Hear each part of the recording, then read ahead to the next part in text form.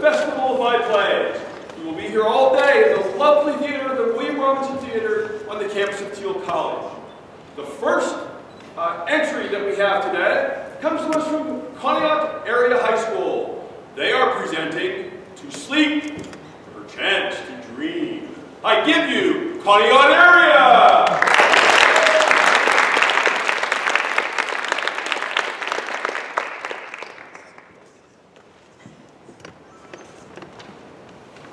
To be or not to be? That is the question. Whether 'tis nobler in the mind to suffer the slings and arrows of outrageous fortune, or to take arms against a sea of troubles, and by opposing and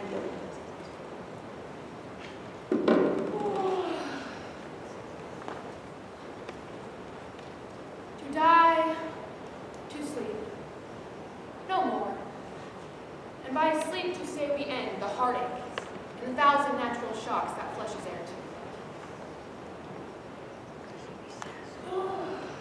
'Tis a consummation devoutly to be wished.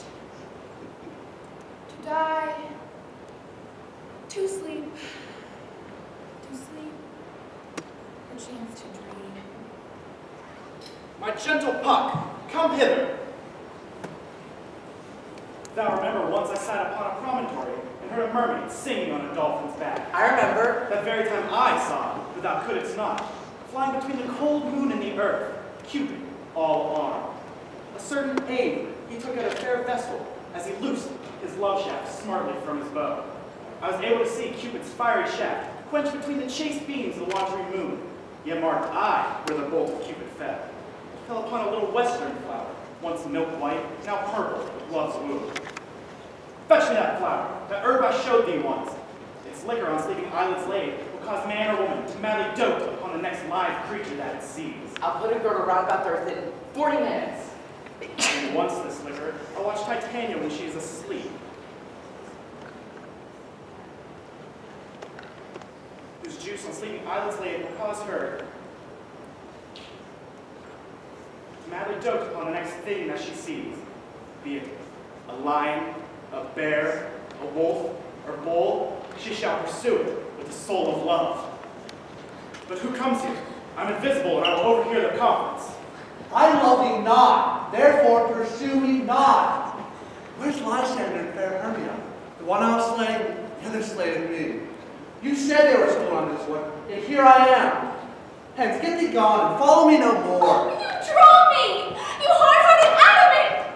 Leave you your power to draw, and I shall have no power to follow you. Do I entice you? Do I speak you fair? Or rather, do I not, in plainest truth, tell you that I do not, nor cannot love you? Tempt not too much the hatred of my spirit, for I am sick when I look on thee. And I am sick when I look not on you. Let me go. If thou follow me, do not believe, but I shall do thee mischief in the wood. I'll follow thee, and make a heaven of hell, to die upon the hand I love so well. Fare thee well, then. Ere he doth leave this grove, thou shalt fly in it, and he shall seek thy love. Welcome, wanderer, hast thou the flower there? Here it is. I pray thee, give it me. Take thou some of it and seek through this grove. A sweet Athenian lady is in love with this disdainful youth. Anoint his eyes, and the next thing he espies may be the lady. You shall know the man by the Athenian garments he hath on. Fear not, Lord, your servant shall do so. Come now, a fairy song. Sing me to sleep, and then to your offices and let me rest. Below with melody, singing our sweet lullaby. La la la la la lullaby. La la la la la la. Bye. What thou seest when thou dost awake, do it for thy true love take. Awake when some vile thing is near. Fair love, you faint with wandering in the wood, and to speak truth, I've forgotten our way. We'll rest us, Hermia, if you think it good, and tarry for the comfort of the day. Be it so. Find you out of bed, for I upon this bank shall rest my head. One turf shall serve as ill for us both. One bed, two bosoms, and one throat. Bless you there for my sake, my dear. Lie further off, yet do not lie so near. ever alter till thy sweet life end. Amen, amen. To that fair prayer say I. Here is my bed. Sleep give thee all his rest. If half that wish, the wisher's eyes confess. Through the forest have I gone, but Athenian found I none, on whose eyes I might prove this flower's force in stirring love. Who is here? Weeds of Athens he doth wear. This is he, my master said, despiseth the Athenian maid. And here the maiden sleeping sound on the dank and dirty ground. Churl upon thy eyes I throw all the power this charm doth owe. Now wake when I have gone from us now 12 are on. Stay! I charge thee hence. Do not harm me thus. Wilt thou darkling leave me? Stay on my barrel. I alone will go. I am at a breath in this fond chase. The more my prayer, the lesser is my praise. Oh. But who is here? Lysander, on the ground. Dead or asleep? I see no blood, no wound. Lysander, you live! Good sir, awake! And to run through the fire I go for thy heat's sake, transparent Helena. Nature shows art that through thy bosom makes me see thy heart. Where's Demetrius? Oh, how fit as it were is that vile name to perish on my soul. Oh, do not say so, Lysander. Oh, say not so. Though he love your Hermia. Lord, what though? Yet Hermia still loves you.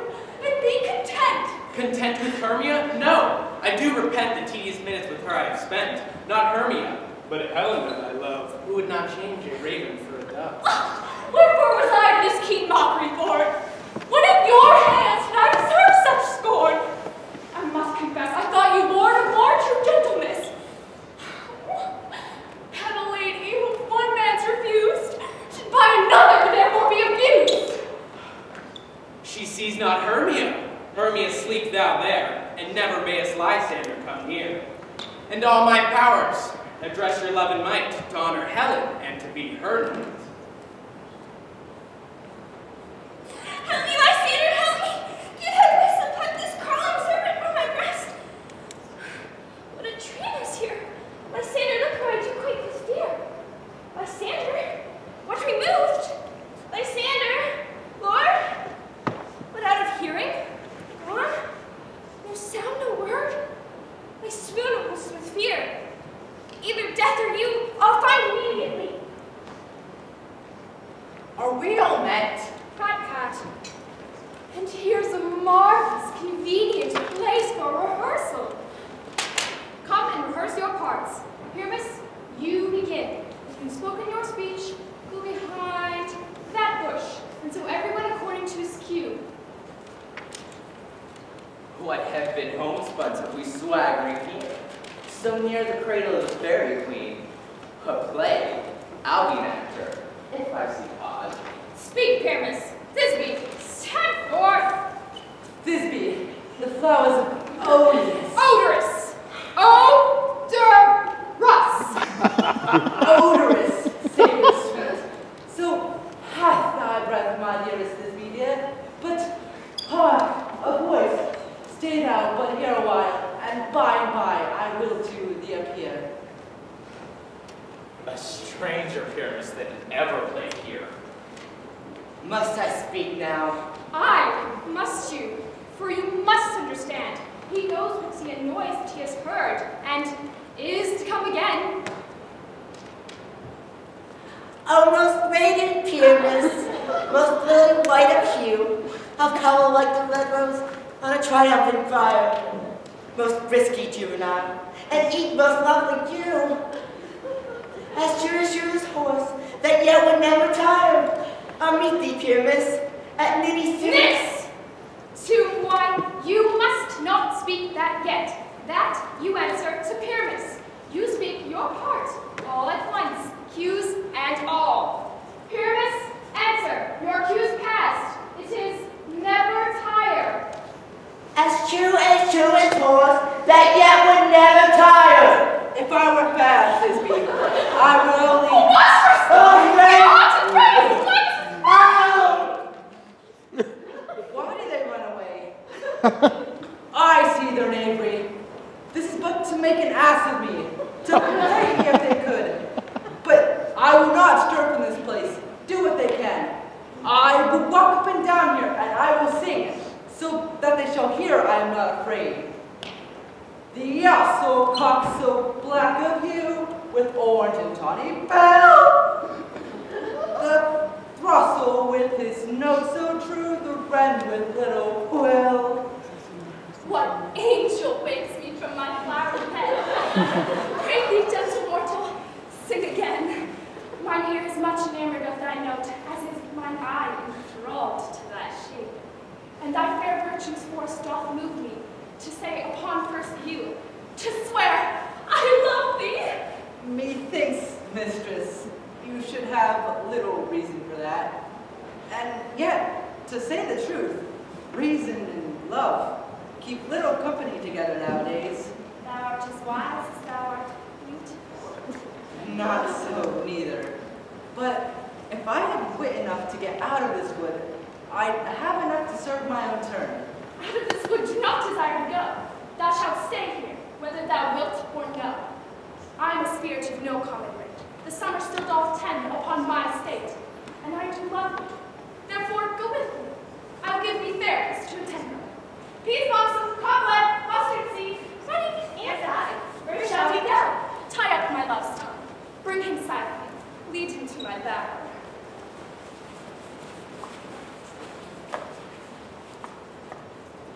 I wonder if Titania be awake. Then what came in her eyes was dote on in extremity. How now, mad spirit? What night will about this haunted grove? My mistress with a monster is in love, near to her close and consecrated bower, while she was in her dull and sleeping hour. A crew of patches, rude mechanicals that worked for bread upon Athens stalls, were met together to rehearse a play, intended for great Theseus' wedding day. When the shallow sticks give that barren sort, who Pyramus presented in their sport, left the scene and went behind a bush, in asses no lie then fixed on his head. Anon as this he must be answered, and forth by them it comes. When they spy him away, his fellows did fly. Another murder cries and help from Athens calls, and left sweet Pyramus translated there. When in that moment so it came to pass, Titania awakened and straightway loved an ass. Spells out better than I could devise. Yet hast thou yet latched the Athenian eyes, as I did bid thee do. I took him sleeping. Then stand aside, says the same Athenian. This the woman, but not this the man. Oh, why rebuke you him that loves you so? Lay breath so bitter on thy bitter foe. If thou hast slain Lysander in his sleep, kill me too. Would he have stolen away from sleeping Hermia? Ah, good Demetrius, wilt thou give me? I am not guilty of Lysander's blood, nor is he dead for aught that I can tell. I pray thee, tell me then the police well. And if I could, what should I get there for? A privilege never to see me more. There is no following her in this fierce maiden. Here, therefore, for a while I will remain. What hast thou done? Thou hast mistaken true love's sight. Go about the wood, swifter than the wind, and Helen of Athens thou seek to find. I'll charm his eyes before she does appear. I go, look how it goes, swift as an arrow from the Tartar's bow. Flower of thy purple dye, hit with Cupid's archery, sink in the apple of your eye, and when thou awake, if she be by, beg of her for remedy. Captain of our fairy band, Helena is here at hand, and you mistook by me, pleading for a lover's fee. Shall we therefore pageant see? Lord, what fools these mortals be. Stand aside. The noise they make will cause Demetrius to awake. Then we'll two at once with one. Why should you think that I should woo and scorn? Scorn and derision only come in tears. Look, when I vow, I weep. You do advance your cunnings more and more. All these vows are Hermia's. I had no judgment when to her I swore. Demetrius loves her, and he loves not you. Oh, Helena, goddess, nymph, perfect, divine, what my love should compare to. Oh! I see you all both are bent to set against me for your own merriment. Demetrius, you were unkind. You love Hermia. This you know, I know. Lysander, keep thy Hermia. I will not. For if ever I did love her, all that love is gone. Look where your love is. Thou art not by mine eye. Lysander's found mine ear. I thank thee, brought me to thy side. But why unkindly didst thou leave me so? Why should he stay whom love doth press to go? What love could Miss Lysander from my side? Fair Helena, who more gilds the night than all the fiery eyes of the lights. You speak not as you think. It cannot be. Oh, she is one of this confederacy. Hermia, would you tear our ancient love asunder to join with men in scorning your poor friend? I am amazed at your words. I scorn you not. It seems that you scorn me. Have you not set Lysander as in scorn to follow me and praise my eyes and face, and made your other love, Demetrius, who even but now can spurn me, the holy goddess, divine, rare, precious, celestial? Oh, but by your setting on, by your consent, I understand not what you mean. I do make mouths at me when I turn my back. Wink at each other. Hold the sweet jest up. I say I'll do more than he can do. If thou say so, withdraw and prove it. Quick, come. Lysander, where'd you take all this? Hang off, thou cat, thou bird, vile thing that loose, or I will shake thee from me like a serpent. Do you not jest? Demetrius, I will keep my word with thee. I would I had your bond, for I perceive a weak bond with you. I'll trust not a word. What? Should I hurt her? Strike her? Kill her dead? Though I hate her, I'll not harm her so. What? Can you do me greater harm than hate? Hate me? Wherefore? Aye, by my life, 'tis no jest that I hate thee. In love, Helena. Oh, me? Thief of love? Have you come by night and stolen my love's heart from him? Have you no modesty? No maiden shame? No touch of bashfulness? By, you counterfeit, you puppet, you puppet! Why so? And are you grown so high in his esteem because I am so dwarfish and so low? How low am I, thou painted maypole? Oh, how low am I? I'm not yet so low that my nails can reach into my eyes. Oh, I pray you, gentlemen! Oh, you mock me! Let her not hurt me! She shall not harm thee, Helena. No, she shall not. You take her part. Oh, when she is angry, she is keen and shrewd. She was a vixen when she went to school. And though she is but little, she is fierce. Little? Again? Nothing but love and little. Why will you suffer her to flatten us? Let me come to her. Get you gone, you dwarf, you minimus, you bead, you acorn. Now follow, if thou darest, to try whose right of thine or mine is most in Helena. Follow nay, I'll go thee cheek by jowl.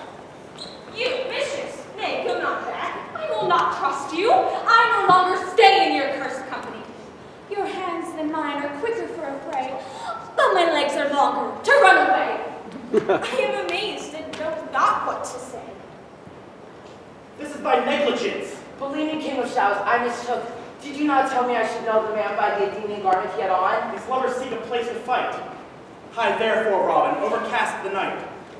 Lead these lovers so astray as not to come within another's way. Crush this herb in Lysander's eye, that has a virtuous property to remove all error from the sight. While I in this do thee employ, I'll to my queen and beg her Indian boy. Make haste, have no delay. We must effect this business before day. Up and down, I will lead them up and down. Here comes one. Where art thou, proud Demetrius? Speak thou now. Come this way, we'll try no manhood here.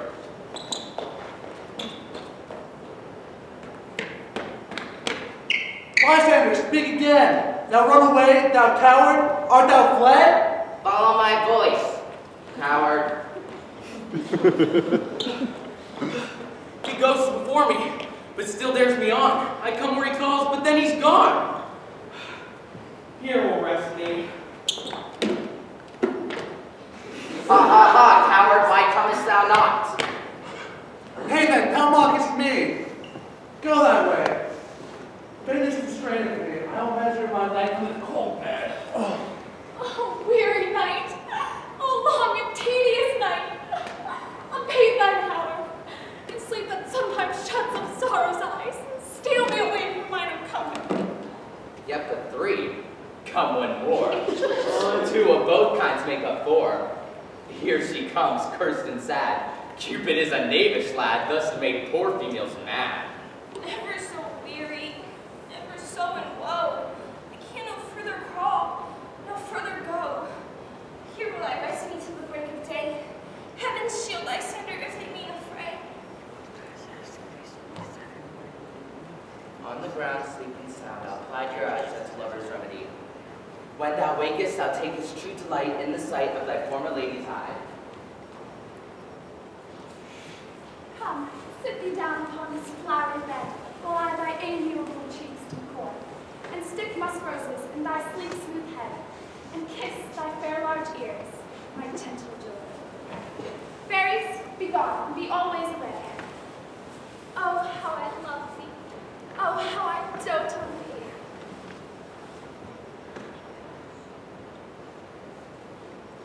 Welcome, good Robin. See now this sweet sight. Her dotage I do now do in pity. I will remove this hateful imperfection from her eyes, while you remove the transformed scalp of the Athenian swain, so back to Athens may begin to repair, and all tonight's actions will seem as mere vexation of a dream. But first I will release the fair queen. Be as thou wast wont to see as thou wast wont to see. Titania, awake, my sweet queen. My Oberon, what visions I have seen! There lies your love. How come these things to pass? Oh, how I loathe his visage now! Silence, Violet. Robin, take off his head. When thou wakest, with thine own fool's eyes speak.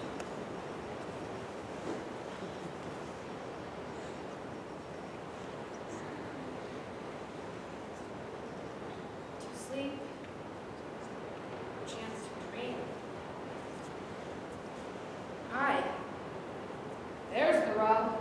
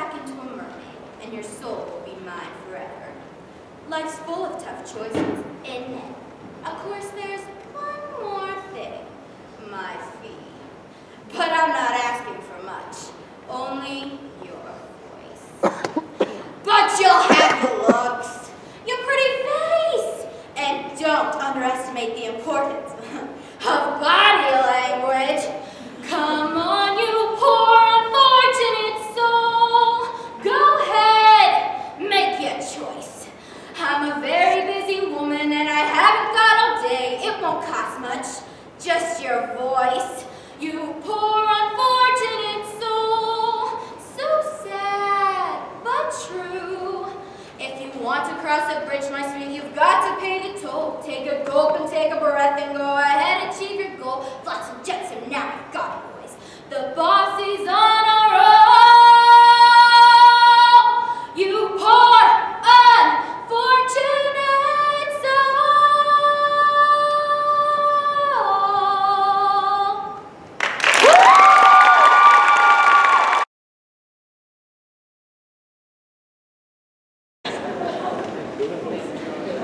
Our second entry comes to us from the Portersville Christian School. They're here for the second of the 2 years of our festival so far. They are presenting the tragedy of Julius Caesar, no stronger than my sex. I give you Portersville Christian School.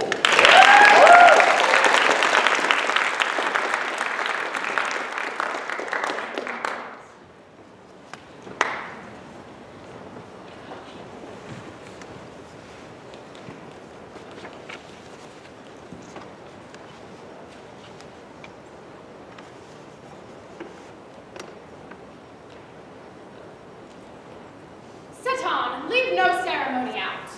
Caesar! Ha! Who calls? There he goes, be still. Peace, yet again. Who is it in the press who calls on me? I hear a voice, shriller than all the music, cry, Caesar, speak. Caesar is turned to hear. Beware the Ides of March. What is that, man? A soothsayer bids you beware the Ides of March. Set him before me. Let me see his face. Fellow, come from the throng.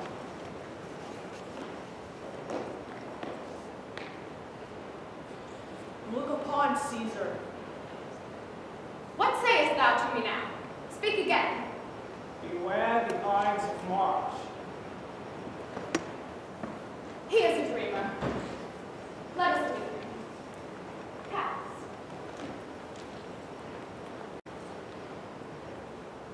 Will you go see the order of the course? Not I. Afraid you do. I am not gamesome. I do lack some part of that quick spirit which is an Antony's. Let me not hinder Cassius. I'll leave you. Brutus, I do observe you now of late. I have not from your eyes that gentleness and show of love as I was wont to have. You bear too stubborn and too strange a hand over your friend that loves you. Be not deceived. If I have veiled my look, I turn the trouble of my countenance merely upon myself. Vexed I am of late passions of some difference, conceptions only proper to myself. Should give some soil perhaps to my behaviors. Let not therefore my good friends be grieved, among which number Cassius. Be you one. Nor construe any further my neglect than that poor Brutus, with himself at war, gives the shows of love to other men. Then, Brutus, I have much mistook your passion.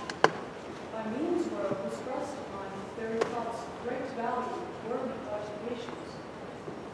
Tell me, good Brutus, can you see your face? No, Cassius, the eye sees not itself, but by reflection by some other thing. It's just. And it is very much lamented, Brutus, that you have no such mirror as will turn your head in worthiness into your face, that you might see your shadow. I have heard how many of the best respect in Rome, excepting one Caesar, speaking of Brutus, and groaning underneath his age's yoke, have wished that noble Brutus had his eyes.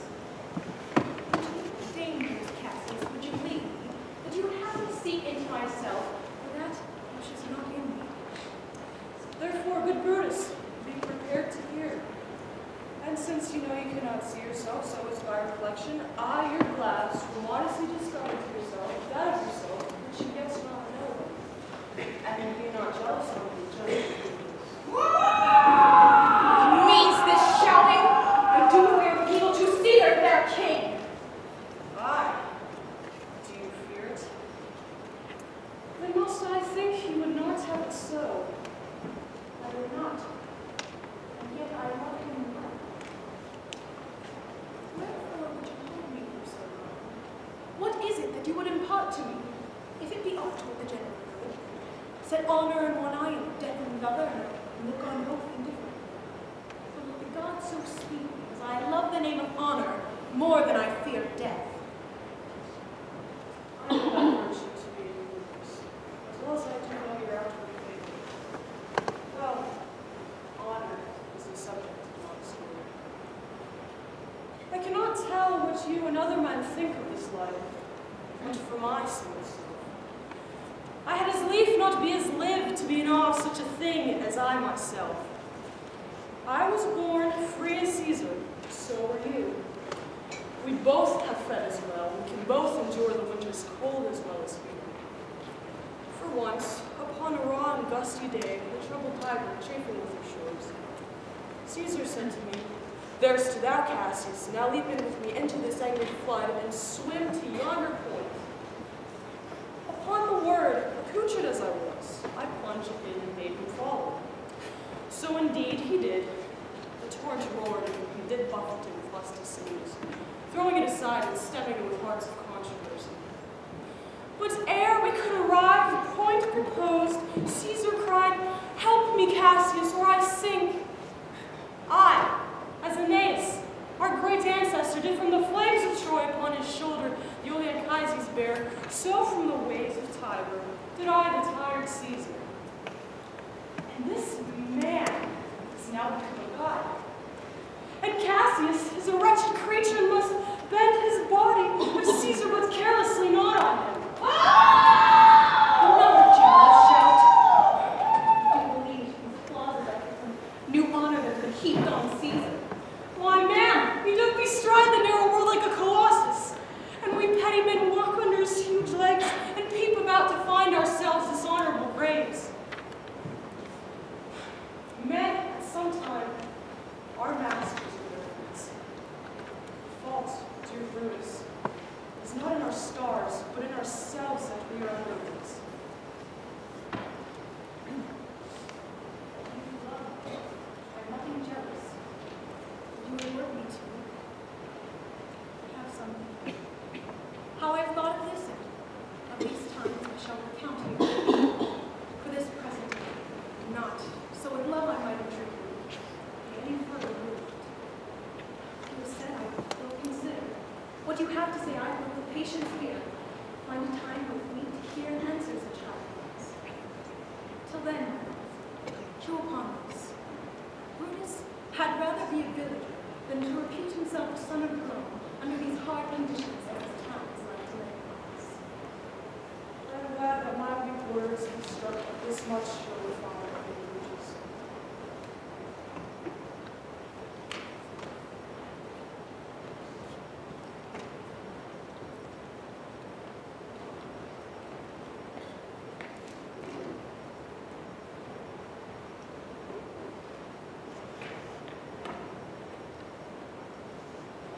What mean you, Caesar? Think you go forth? You shall not stir from your house today. Caesar shall go forth.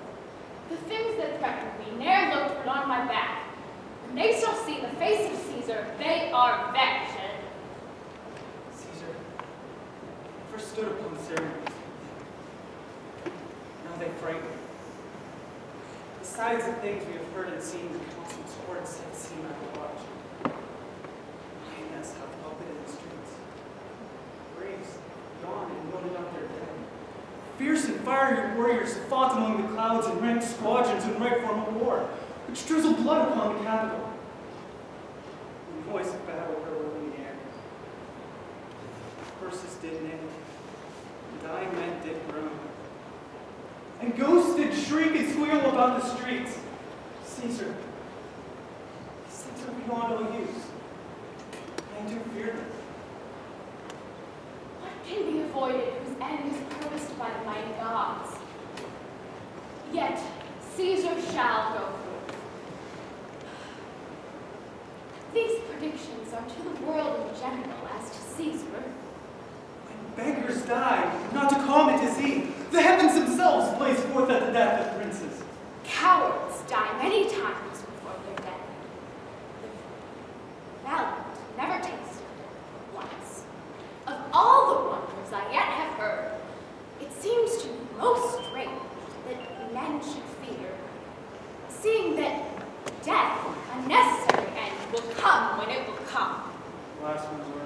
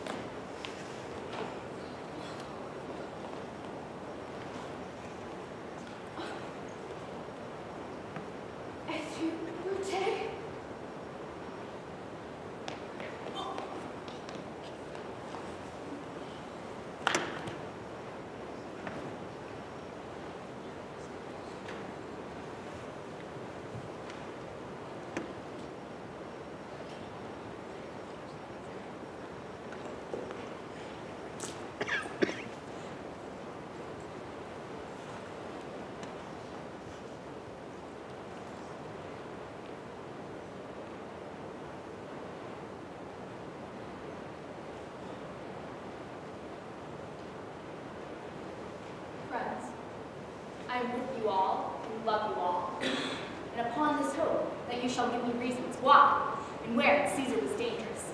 Our reasons is such that our reasons so full of good regards. Were you, Antony, the son of Caesar, you should be satisfied.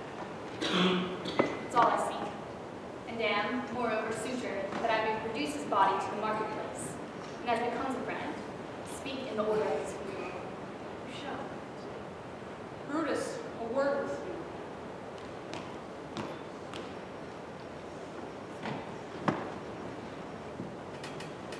I know not what you do. Do not sense that Antony speaking is true. Know you how much the people may be moved by that which you will utter? You will be silent. The reason for Caesar's death. How magnanimous. Test his responding and that commission. And that we are content. Caesar shall have all true rights and lawful ceremonies.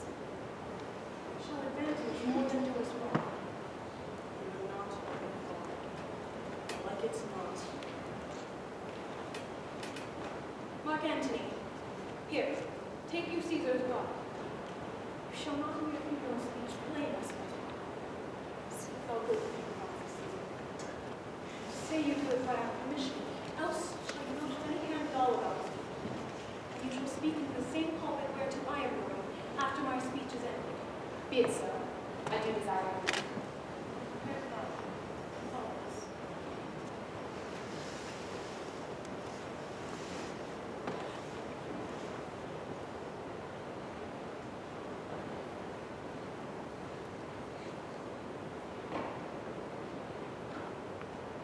Oh, pardon me, thou bleeding piece of earth, that I am meek and gentle with butchers.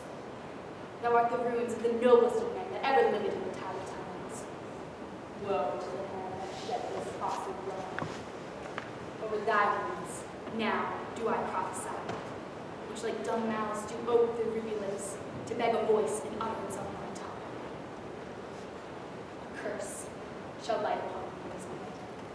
Domestic fury and fierce civil strife shall cumber all parts of Italy.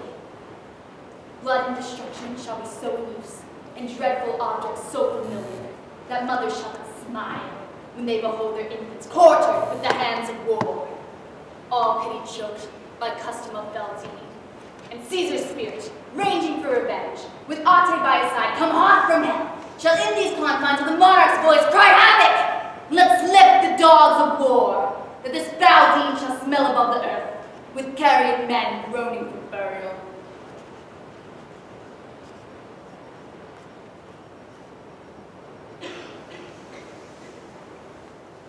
Romans, countrymen, and lovers, hear me for my cause, and be silent, that you may hear.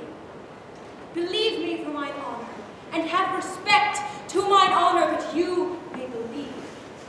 Censure me in your wisdom, and awake your senses, that you may the better judge. there be any in this assembly, any dear friend of Caesar's, to him I say, Brutus's love to Caesar was no less than his. If then that friend demand why Brutus rose against Caesar, this is my answer. Not that I love Caesar less, but that I love Rome more. Would you rather Caesar were living, to die all slaves, than that Caesar were dead, to live all free men? Caesar loved me, I weep for him, as he was valiant. I honor him, as he was ambitious. I slew him. There is tears for his love, joy for his fortune, honor for his valor, and death for his ambition. Who here is so base that would be a bondsman? Speak, for him have I offended. Who here is so rude that would not be a Roman? Speak, for him have I offended. Who here is so vile that would not love his country? Speak, for him have I offended. I pause for reply. None, Brutus. None. None, Brutus. None. Then none have I offended. I have done no more to Caesar than you shall do to Brutus. The question of his death is enrolled in the Capitol. His glory not extenuated wherein he was worthy, or his offenses enforced for which he suffered death. Here is the body, mourned by Mark Antony, who, though he had no hand in his death, shall receive the benefit of his dying, place in the Commonwealth. As which of you shall not? This I do not. As I slew my best lover for the good of Rome, I have the same dagger for myself, and it shall please my country to need my death. Live, Brutus! Live! Live, Brutus! Live! Live! Friends! Live! Romans! Countrymen! Lend me your ears. I come to bury Caesar, not to praise him. The evil men do lives after them. The good is oft interred with their bones. So let it be with Caesar. The noble Brutus had told you that Caesar was ambitious. If it were so, it were a grievous fault, and grievously has Caesar answered it.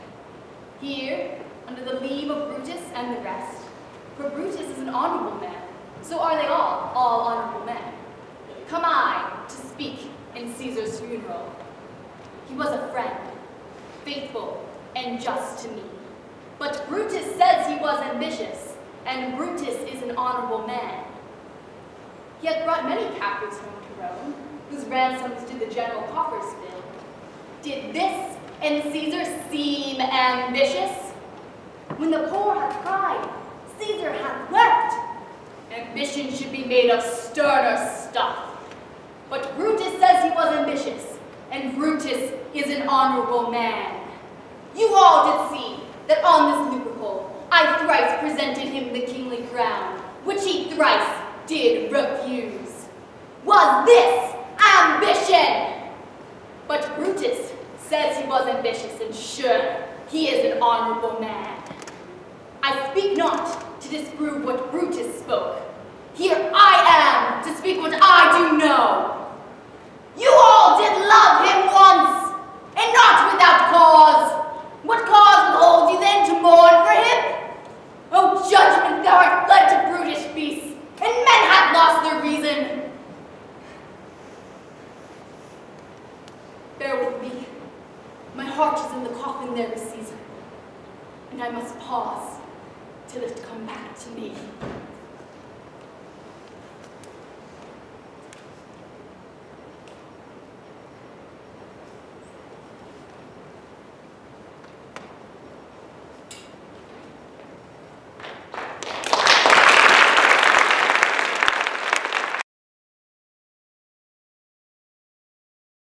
Our third entry comes to us today from Clarion Limestone High School.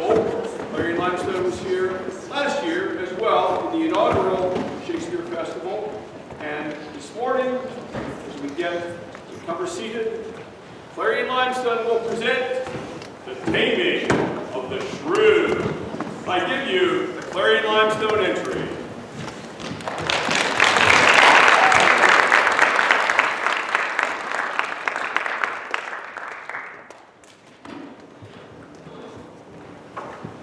Petruchio and his ditzy servant Grumio reconnect with an old friend, Hortensio. Hortensio schemes up a plan to run off the shrew Catherine to win the heart of her sweet sister Bianca. An old man, Grumio, and Vicentio band together in an attempt to also win the love of Bianca.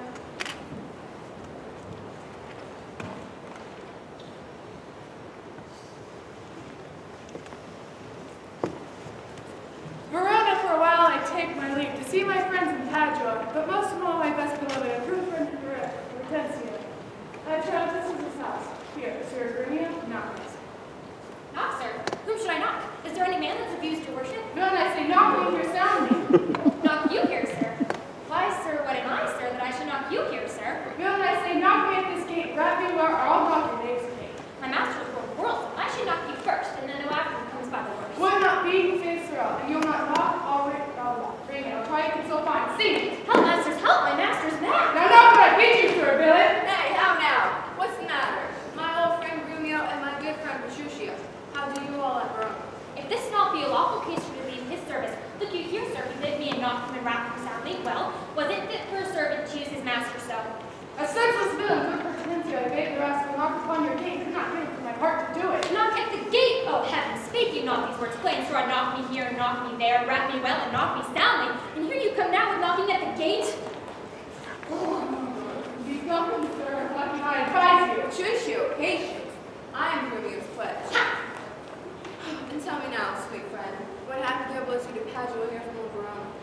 Antonio, my father, is deceased, and I have thrust myself into this world, happening to wive and thrive as best I may. Come as I have in my conversion goods, and I will come abroad to see the world. I can, Petruchio, help thee to a wife. With wealth enough and young and beauteous, brought up as best becomes a gentlewoman. Her only fault, and that is false enough, is she's intolerable curse, and shrewd and froward, so beyond all measure that poor my state far worse than it is. I know what it from my for. Hortensio, peace, thou knowest not how to play. I will not say Hortensio till I see her. Now, shall my friend Petruchio do me grace and offer me in disguise robe to old Baptista, as a schoolmaster, well sing your music, to instruct Bianca. So by this chance I may at least have leave and leisure to make love to her, and as I be courted by myself. What will you do to her? Whatever I reach her, I'll meet you in the house, with one such man to work with you, unless we're swallowed. Oh, this learning, what a thing it is. Oh, this woodcock, what an ass it is. Peace, sir. God save you, sweet friend. And you are well next to the old Hortensio. Show you whither I am going, to Baptista and Ola. I promise to inquire carefully about a schoolmaster for the fair Bianca. And by good fortune, I have lighted well on this one. Well, for learning and behavior, fits for her time, well read in poetry and other books. Good ones, I warrant you. Tis well. As a gentleman who by chance I met upon a woman to her liking, well, I'm a Prince Catherine, yea, to marry her if her there please. So said, so done as well. Hortensio, have you told him all her thoughts? I know she's an irksome dry soul, but if that be all gentlemen, I hear no more. Hortensio, Lord! This gentleman is happily arrived, for my mind presumes, for his own good and ours. I promise we'll be contributors and bear charge of weight whatsoever. And so we will, provided I can with her. I were sure of a good dinner.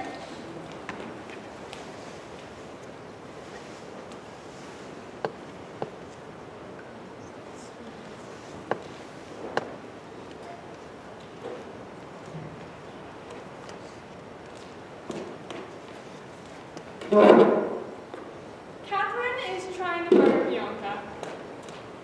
But thankfully, Baptista, their mother, stops her just in time. Baptista meets Petruchio and learns that he wants to meet and hopefully marry her daughter, Catherine. The two meet, and for Petruchio, it's love at first sight, but for Catherine, it's creeper at first sight.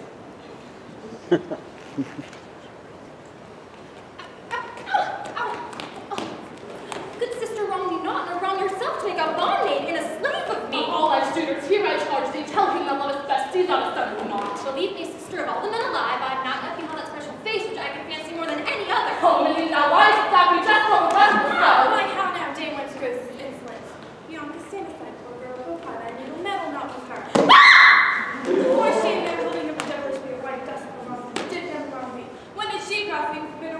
What? Will you not suffer me? Nay, now I see she is your treasure. She must have a husband, and I must stand fair for on her wedding day. His fear love her early days in hell.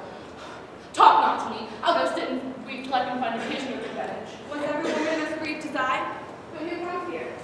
Good morning, Baptista. Good morning, Virginia. Glad to see you, gentlemen. And you good man, pray, have you not a daughter called Katharina, fair and virtuous? I have a daughter, sir, called Katharina.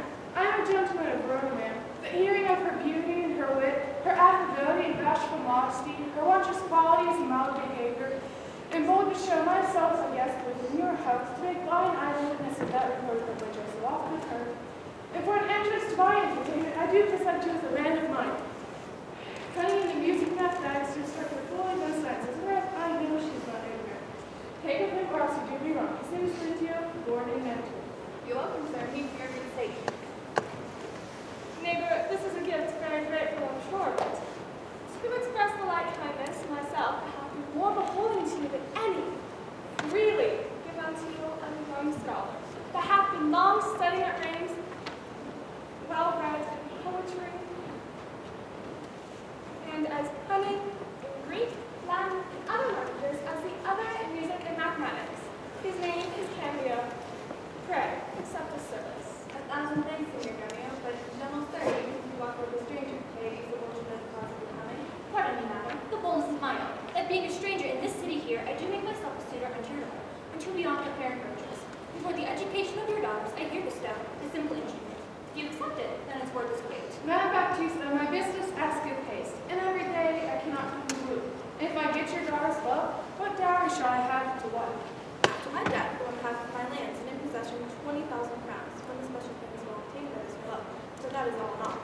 For I tell you, mother, that is nothing. I am as peremptory as she proud-minded, and where two raging fires do meet, they do consume the thing that feeds their fury. Well, mayest thou woman happy be thy speed, but be thou armed for some unhappy words. What? My daughter prove a good musician? I think she'll soon prove a soldier. Why, then thou canst break her to the flute? Why no, for she hath broke the flute to me. I did but tell her how to play the flute, and bowed her hands to each of the fingering. When we know where she struck me on the head, and through the instrument my paint made way. By the world is a lusty lunch. I love her 10 times more than ever. Oh, how I long to have some chat with her. Proceed to practice with my younger daughters is apt to learn and thankful for their turns. As Senior Petruchio, will you go with us or shall I send my little Kate? Should you? I pray you do, and I'll whoop her with some spirit when she comes.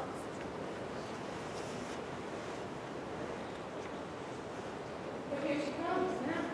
Petruchio, speak. Good morning, Kate, that's your name, I hear. Well, have you heard that something hard of hearing? They call me Catherine, do you talk to me? You lie, and fake. You're called Plain Kate, and Bonnie Kate, and sometimes Kate the Cursed. But the prettiest Kate in Christendom, Kate of Kate Hall, my super dainty Kate. For dainties are all Kates, and therefore, Kate, take this of me, Kate of my consolation, hearing thy mildness praised in every tongue, thy virtue spoken, and thy beauty sounded. You're not so deeply as to me belongs, thy son moves to woo thee for my wife.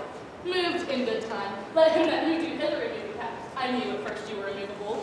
Why? What's immovable? A joint stool. Thou hast hit it from sit on me. Passes are made there, and so would you. Women are made there, so are you. No such deed as you with me, you mean? Come, be waspish. You are too angry. If I be waspish, then it must be where my sting. My remedy is then to pluck it out. I, if the fool could find where it lies. Who knows not where a wasp does wear a sting? In his tail, in his tongue. Whose tongue? Yours if you talk of tails and so farewell. Nay, come, Kate, come. You must not look so sour. It is my fashion I see a crab. Why, here's no crab, so look not sour. There is. Then show it me. Had I a glass, I would. What do you mean my face? Well, I was such a young one. Oh, I said George, I'm too young for you. Yet you were withered. Am I not wise? Yes, keep you warm. Mary Simon to Catherine in my bed, saying, all this chastise, your mother hath consented that you shall be my wife. Your dowry agreed on, and will you, I will marry you. Now, Catherine, I am the husband for your turn, for by this light, whereby I see thy beauty that doth make me like thee well, must be married to no man but me, for I am he born to tame you, Kate, and bring you from wild Kate to a Kate conformable as a household Kate. Here comes your mother, never making well, must have loved Catherine delight. Now, Senior Petruchio, how speed you with my daughter? Mother, we agreed so well together, come Sunday's the wedding day. I'll see thee hanged on Sunday first. Oh, Petruchio, she says she'll see thee hanged first. Patience, gentlemen. I choose her for myself. much, it's incredibly how much she loves me. Oh, the kindness, Kate. She hung above my neck and kissed on me. She likes me because we don't know. Then in a twink, she will me to her love. Give me my hand, Kate. I will do then is to buy a pair against the wedding day. Provide the feast mother, but I guess I'm sure my captain will be fine. I know not what to say, but give me your hand. To the match, Petruchia. Amen, say we. We will be witnesses. Mother, wife, and gentlemen, and you. I want you that as Sunday comes to pay, so we'll bring some things of finery and kiss me, Kate, who married us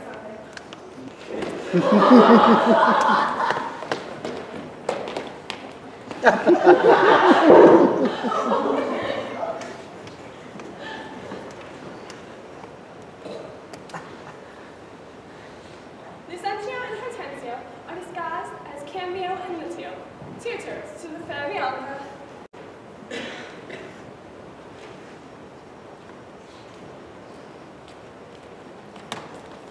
Footman, forbear, you go too forward, sir. Sir, I will not bear these broken line. Why, gentlemen, you do me to that wrong. To strive for that which resteth in my choice. I'm no reaching scholar of the schools. I'll not be tied to hours or appointed times, but learn my lessons as I please myself. And to crop all strife, here, take you your instrument, play the whiles, his lecture will be done ere you two. You will leave his lecture on my tune. That'll be never. Tune your instrument. Where left we last? Here, madam. Hic ebet simoy, hic est sige. Tell us. Constricta. Hic ebet, as I told you before, simoy, I am Lucentio. Hic est seventu Vincentio Pisa, sige, tellus, disguise thus, did you love. Madam, my instrument's in tune. Let's hear. Oh, my, the triple jars. Spit in the whole man in tune again. Now let's see my constricta. Hic ebat, I know you not. Simoy, I trust you not. Hic haste, presume not. Sigela tellus, despair not. Madam, my instrument's in tune. You may go walk and you leave walk. Not unless it's made my music in two parts. Madam, before you touch the instrument, to learn the order of my fingering, I must begin with rudiments of art. To teach you gamut and brief for sort, and there it is arriving fairly on. But I'm past my gamut long ago. Yet, read the gamut of Hortensio. Gamut, I am the ground of olive cord. Ray, to plead Hortensio's passion. Me, Bianca, taken for thy lord. Fa, that loves of all affection. Ray, one cleft, you know, have I. Me, issue a pity, or I die. Tell you this a gamut? Tut, I like it not. Old fashions please me best. I'm not so nice to teach true rules for old inventions. Mistress,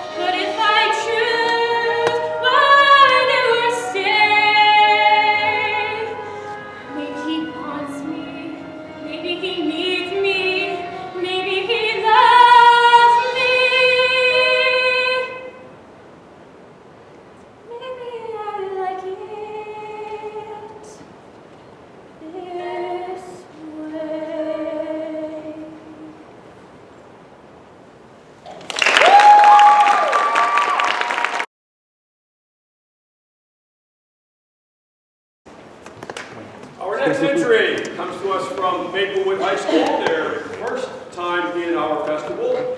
They are presenting, under the influence of Shakespeare, A Midsummer Nightmare. I give you Maplewood High School.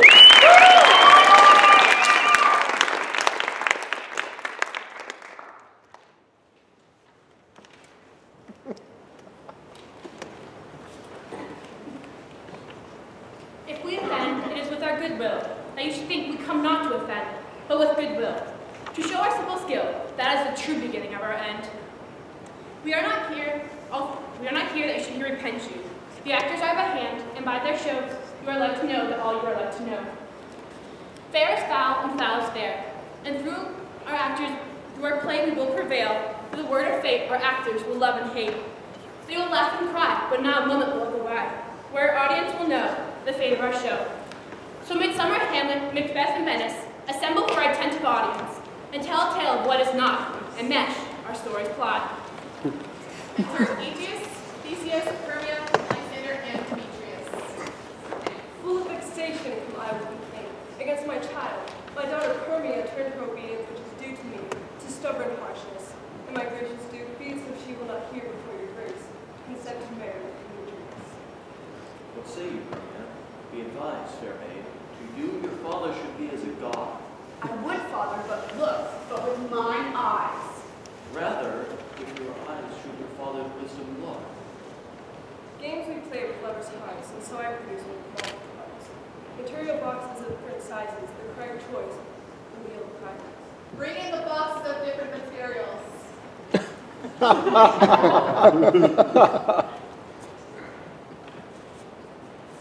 The first of gold that this inscription bears, who chooses with me shall gain what many men desire. The second silver which this promise carries, who chooses me shall get as much as he deserves. The third, gold lead, mourning all his blood, who chooses me must give in hazard all he hath. Produce the gold to play the game, and my fair daughter cheers to gain. Be like the want of rain, which I could well between me, but with the tempest of mine eyes. I mean, for what I could ever read, could ever hear by tale or history, the course of true love never did run smooth. I will trade myself to be justly informed of the appropriate material before I adjourn. The presence of Shylock, the corrupt Jew, will assist me in some financial news. It allows me to play an Aegeus' spiteful game. If lovers ever did run smooth, this dance is an edict in your destiny. Enter Helen Macbeth. Oh, teach me how you look and with what art you sway the motion of Demetrius' heart. The more I hate, the more he falls. The more I love, the more he hateth me. His fall is no fault of mine. None but your beauty would that fall were mine. How happy some more, some other some can be. Through Athens I'm thought as fair as she. Love looks not with the eyes, but with the mind, and therefore is winged Cupid painted blind. Transition by freezing the plot from Midsummer.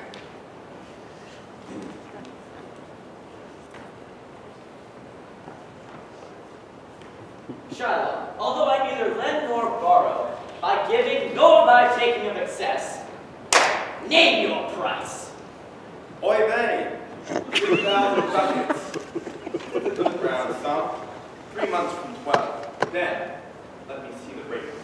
Well, Shylock, shall we be beholding to you? You putz, you called me a dog, and for these courtesies,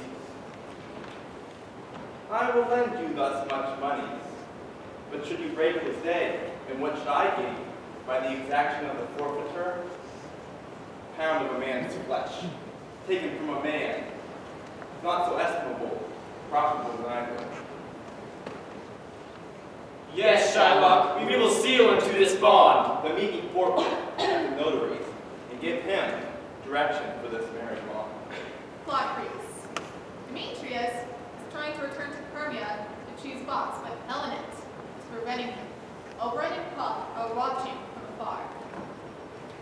I love thee not, therefore pursue me not. Hence, get thee gone and follow me no more. You draw me, you hard-hearted adamant, and you draw me not iron, for my heart is true steel. Leave you your power to draw, and I shall have no power to follow you. Do I entice you? Do I speak you fair, or rather do I not in plainest truth tell you that I do not, nor I cannot love you? And even for that, I do love you the more.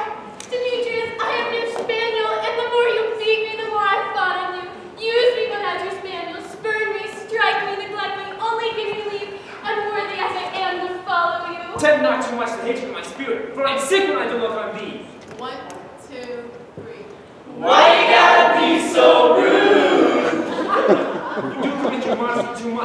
leave the city. Commit yourself in the hands of one that loves you not. What I'm saying, if you don't stop following me, I will rape you. Demetrius, exit. Your wrongs you set a scandal on my sex.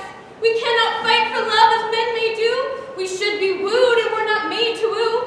I will follow thee and make a heaven of hell to die upon the hand I love so well. Fare thee well, then. Ere he do leave this world, and thou shalt find him, and he shall seek thy love. Hast thou the flower there? Welcome, wanderer. Take thou some and seek through this grove. A sweet Athenian lady is in love. With a disdainful youth, anoint his eyes, but do it when the next thing he spies may be thy lady. Fear not, my lord. Your servant shall do so. Exit Oberon.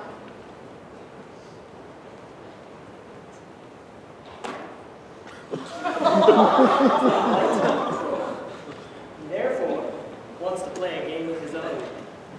Instead of correcting his true love's error, he has a plan that will move the plot faster. He will watch as the lovers unfold, and pretend to be Helleness until all are dead and cold.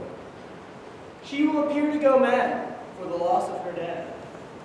Her indecisiveness will be her downfall, because she will not make the call. Freeze plotline. The play within a play is a favorite of all, because it showcases our hero's downfall. Another plot twist to see dear Helen and Macbeth found the true cause of the father's death. So bring on the players to show us a mousetrap, to corner dead Claudius on the stage map. For us and for our tragedy, we are stooping to your clemency. We beg you, hear it patiently. Enter two players, king and queen. Since love our heart and kind of our hands, and very mutual in our sacred bands. Now, what is my love? How can we now? And as my love decides my dear son, the love grows great, great love grows there. And as doubts, great is their love. And second, as we not be first, and but the second will be killed the first. So think thy will, no second husband wed, but die thy thoughts when thy first word is dead. 'Tis deeply sworn, sweet, you for a while, thy spirits grow dull, and fade under the night, the sweetest sleep. Sleeps. A mousetrap? Married how? Tropically. This play is an image of a murder done in Vienna. Gonzago is the duke's name. His wife, Baptista, you shall see anon. 'Tis a knavish piece of work, but what of that? Us who have free souls, it touches us not. Let the galled jade wince, its withers are unwrung. So take your husbands. Begin, murderer, pox. Leave thy damnable face and begin. Come, the croaking raven doth bellow for revenge. Thoughts black, hands fat, drugs fit, and time of night. Confederate season, else may creatures seen. No mixture with rank, midnight beats correct. On Hecate's bear, thrice blasted, thrice infected. On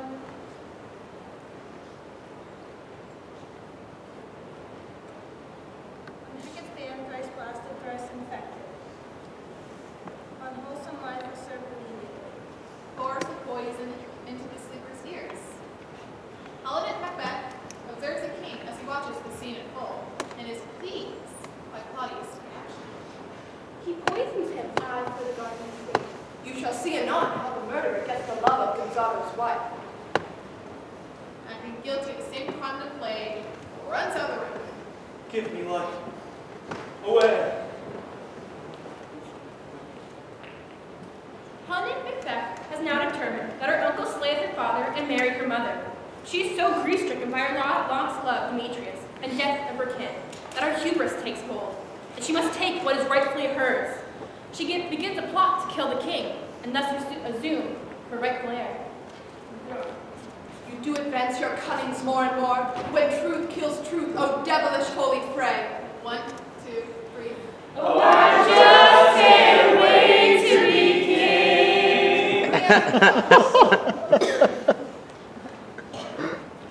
Shall we their fond pageant see? Lord, what fools these mortals be. Plotline freeze. Demetrius, Morocco, and Lysander attempt to win Hermia by lifting. Their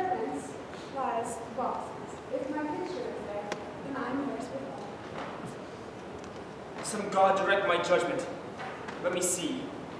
A golden mine suits not for shows of dross. I'll give, nor hazard aught for lead. A coin is insculpted upon, the figure of an angel. Here, in a golden bed lies. Here do I choose. Deliver me the key, and thrive I as I may. There. Take it, Prince. And if my form lie there, then I am yours. Yeah, amongst the golden casket. Oh hell, what a carrion death. There was a skull. Within the eye there's a written scroll. I'll read the writing. Reads. All that glitters is not gold. Often you have heard that told. Cold indeed, and labor lost. And farewell heat, and welcome. Frost? Wait, a lost?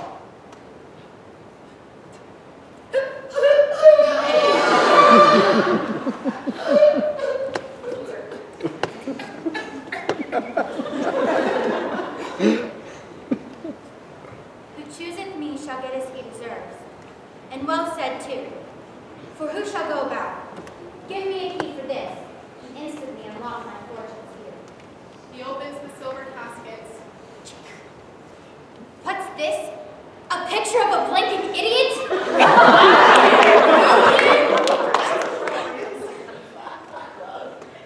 Who chooseth me shall get as he deserves. Reads. Did you want me to read this?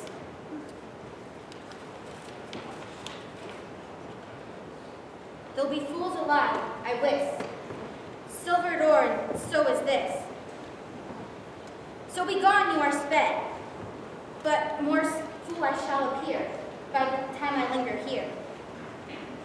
With one fool's head I came to woo, but go away with two.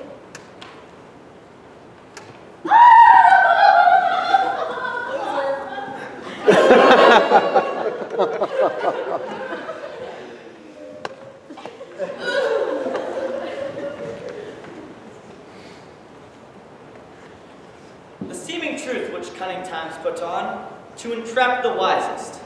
Therefore, thou God gold. Hard food for Midas, I will none of thee.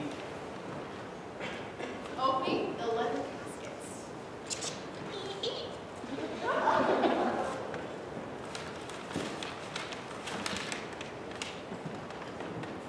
Fair Permea's counterfeit.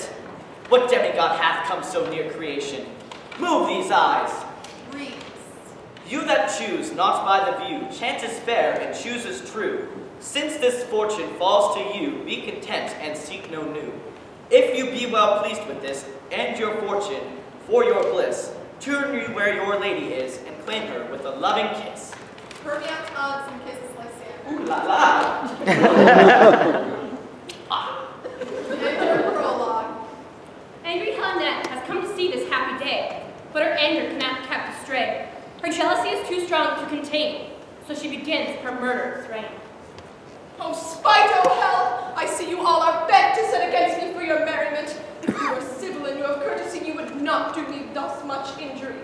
Can you not hate me as I know you do, but join in souls to mock me too? Hermia is confused and tries to console Helena. Lo, she is one of this confederacy. Now I perceive they have conjoined all three to fashion this false sport in spite of me. I'm amazed at your passionate words.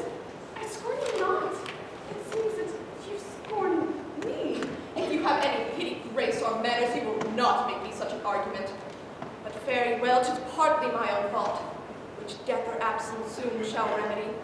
I do not trust you, nor I longer stay in your cursed company. Stars, hide your fires. Let light not see my black and deep desires.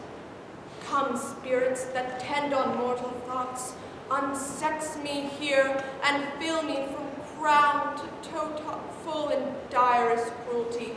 Make thick my blood, stop up access and passage to remorse. You wait on nature's mischief. Come, thick night, and pall thee in the dunnest smoke of hell, that my keen knife see not the wound it makes, nor heaven peep through the blanket of the dark. Your hands, your tongue, look like the innocent flower, but be the serpent unearthed. Elinette kills Hermia. And Claudius. And Gertrude. And Lysander. And Demetrius. I should stop now before I get rid of all Cass. And places the crown on her head. She takes a moment to look at herself in the mirror and smiles devilishly until she sees the blood on herself and disturbs her mind so much that she stabs herself. Out, damn spot, out I say! Elinor Macbeth dies. And her porter.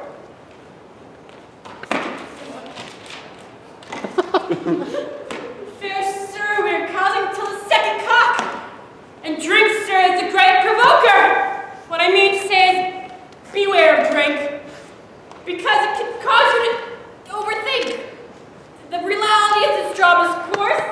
And think there's some reasons for remorse. But remember what your puck did to say. That things are not as seem today. And now our dear actors will realize that realities of all this is a mirage. Bree's plotline. Midsummer plotline.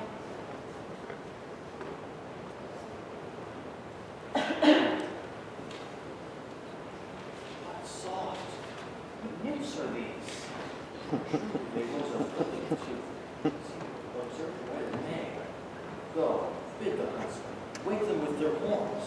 Horns and shouts within. Lysander, Demetrius, Helen, and Hermia wake and start up.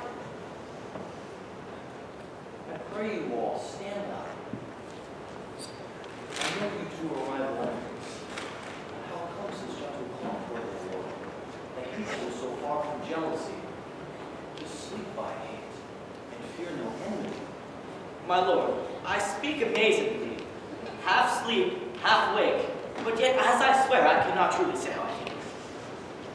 Methinks I see through your carded eye. And dizzy. These things seem small and indistinguishable.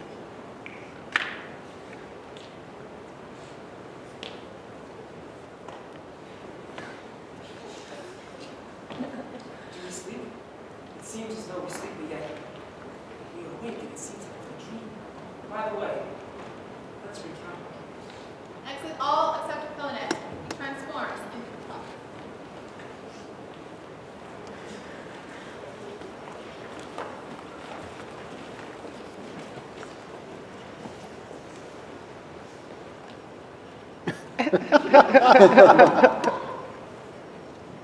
If we shadows have offended, think but this, and all is mended, that you have but slumbered here, while these visions did appear. And this weak and idle theme, no more yielding, but a dream. Gentles, do not reprehend. You shall pardon, we shall mend. And, as I am an honest puck, if we should have such unearned luck to escape the serpent's tongue, then we shall make amends ere long. Else the puck a liar call. So good night unto you all. Give me your hands if we be friends, and Robin shall restore amends.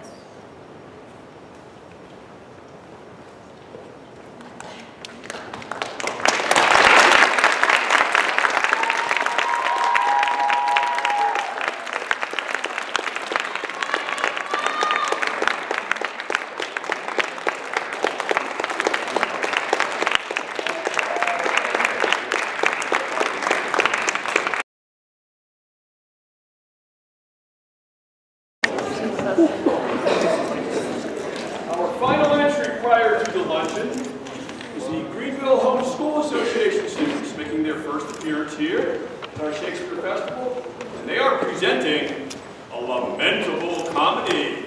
I give you Greenville Home School.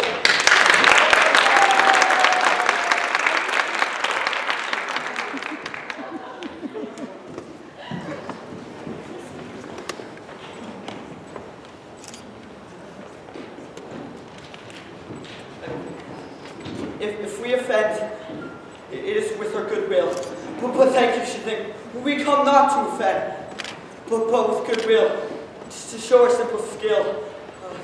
This is the true beginning of our end. Consider then we come, but in despite. We do not come as mighty to contest you. Our true intent is, all fear that we are not here, that you should repent you. The actors are at hand, and by their show, you shall know all verse that you would like to know. Ah.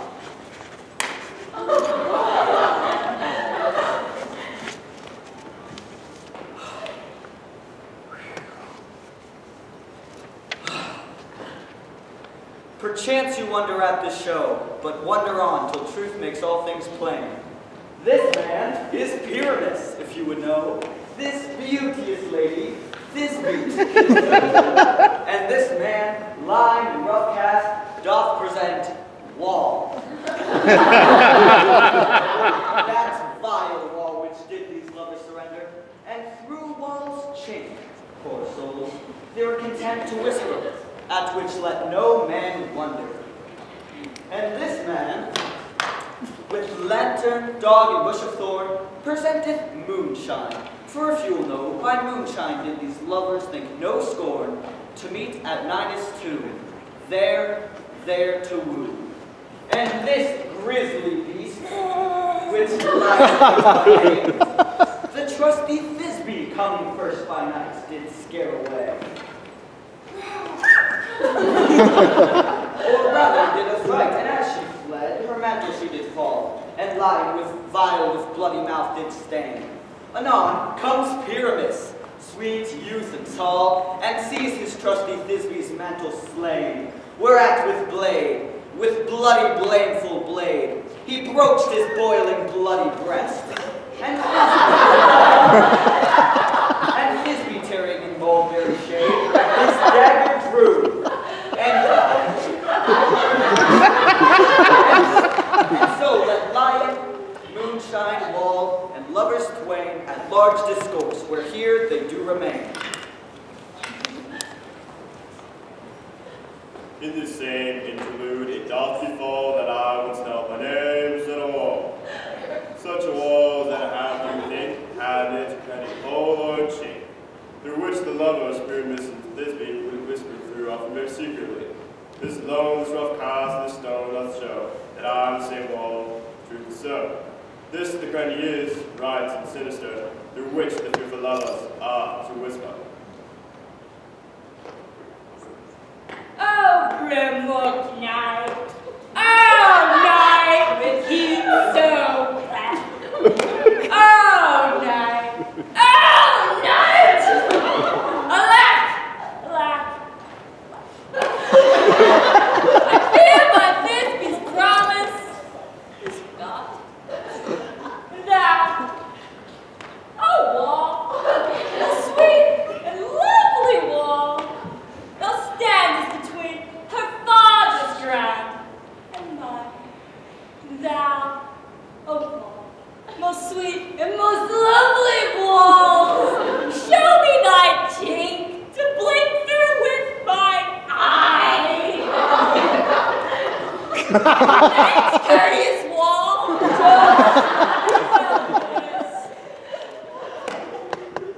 But what see I?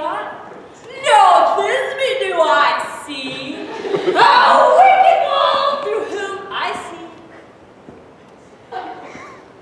Cursed be thy stones for thus deceiving me.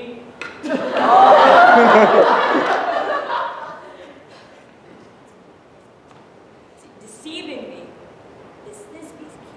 She is to enter now, and I am to spy her through the wall. You shall see, in a fall, pat, as I have said. Yonder she comes.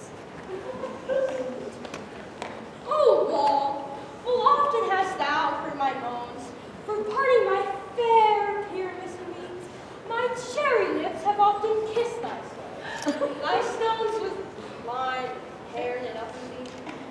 I see a voice! Now will I to the chink to spy, and I can hear my Thisbe's face. Oh, Thisbe! Oh, Thisbe!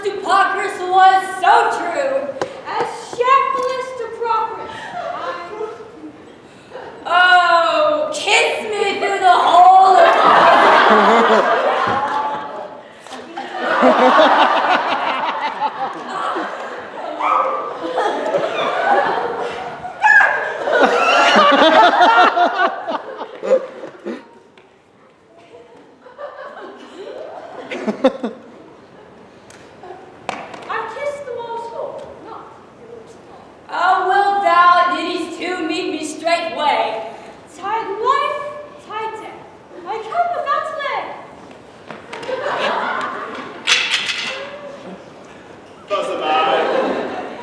Lo, my heart starts so, and being done, thus woe away doth go.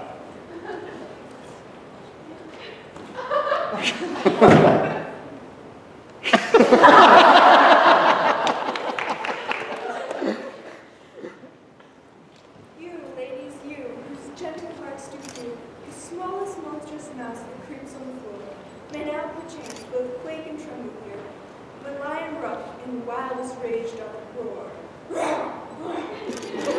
And I, one snug the joiner, am a lion fell, nor else in a lion's dam. For if I should, as lion, come and strike into this place, 'twere pity. This lantern doth the horrid moon present. Myself, the man in the moon, do seem to be. All I have to say is, this lantern's the moon, I'm the man in the moon, this thorn bush is my thorn bush, and this dog, he's my dog.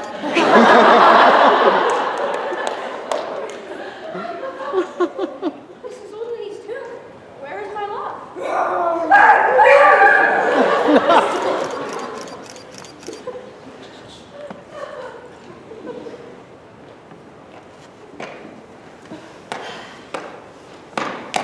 Sweet moon, I thank thee for thy sunbeams. I thank thee, moon, for shining now so bright. For thy gracious, golden, glittering gleams, I trust to take of my truest this be sight. But you stay as spite. But my poor night, what dreadful dawn is here? Eyes, do you see? How can it be? Our dainty duck, oh dear, thy mantle good, what, stained with blood? Oh, approaching very spell. Blah, blah, blah. Oh, face, come, cut thread and from, queer crushed concluding cloud. Oh, wherefore, nature, didst thou lines frame, since lying vile had here devoured my dear, that lived, that loved, that liked, that looked with cheer. Oh, tears, come tears, confound, outsword, and moon, the path of Pyramus, I that left path.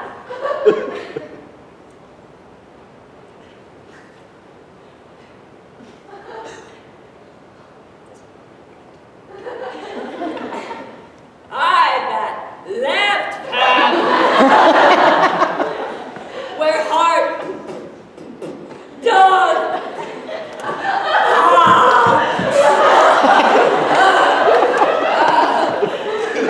thus die I. Thus,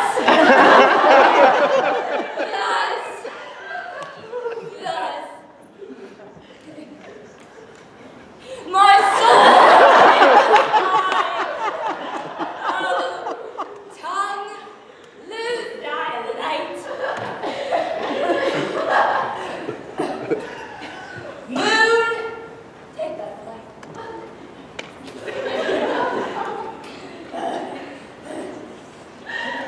Now die.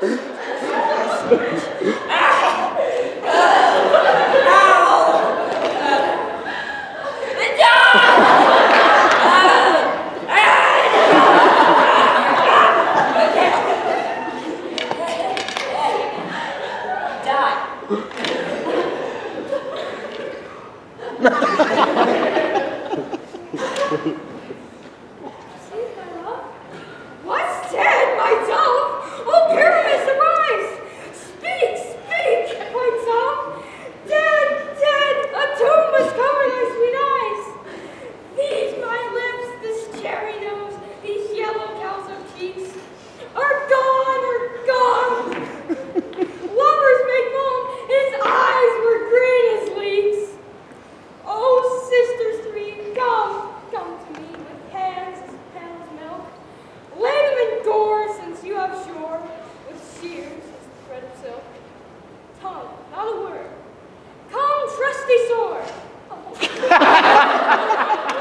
My breast in fruit. And farewell,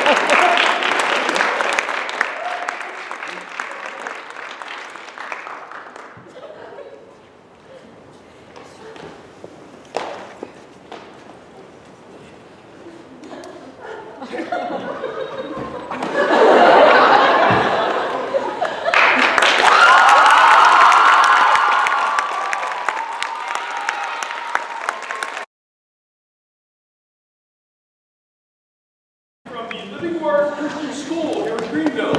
This is Living Word's first opportunity to perform, and they are presenting Love at Shakespeare High.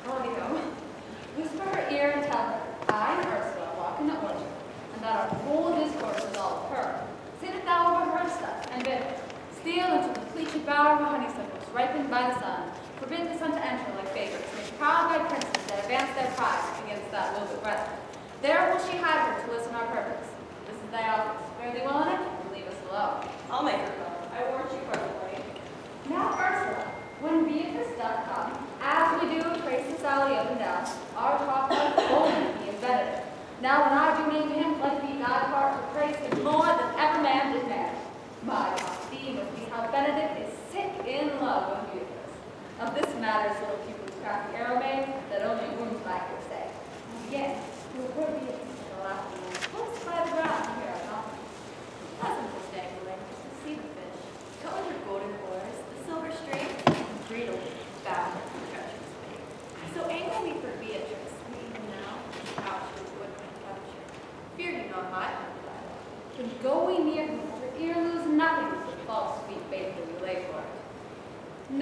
truly, Ursula, she is too disdainful.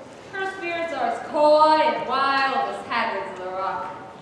But are you sure that Benedict loves Beatrice so entirely? So says the prince, and mine no more. And did they get you to tell her about that? They did entreat me to acquaint her, but I persuaded them. If they love Benedict, we should wrestle against his passion and never let Beatrice know it. Why did you so? Doth not the gentleman deserve his fullest portion of the bed, as ever Beatrice shall couch upon? Oh, God of love, I know he doth deserve as much as may be yielded to a man. But nature never framed a woman's heart, or out of stock with that of Beatrice. Disdain and scorn and sparkling in her eyes, misprizing what they look upon, and her wit, valuing herself so highly that to her all matter else seems weak. She cannot love, nor make no shape of project of affection. She is so self-endeared. Sure, I think so. And therefore, certainly, it were not good. She knew his love, lest she export her.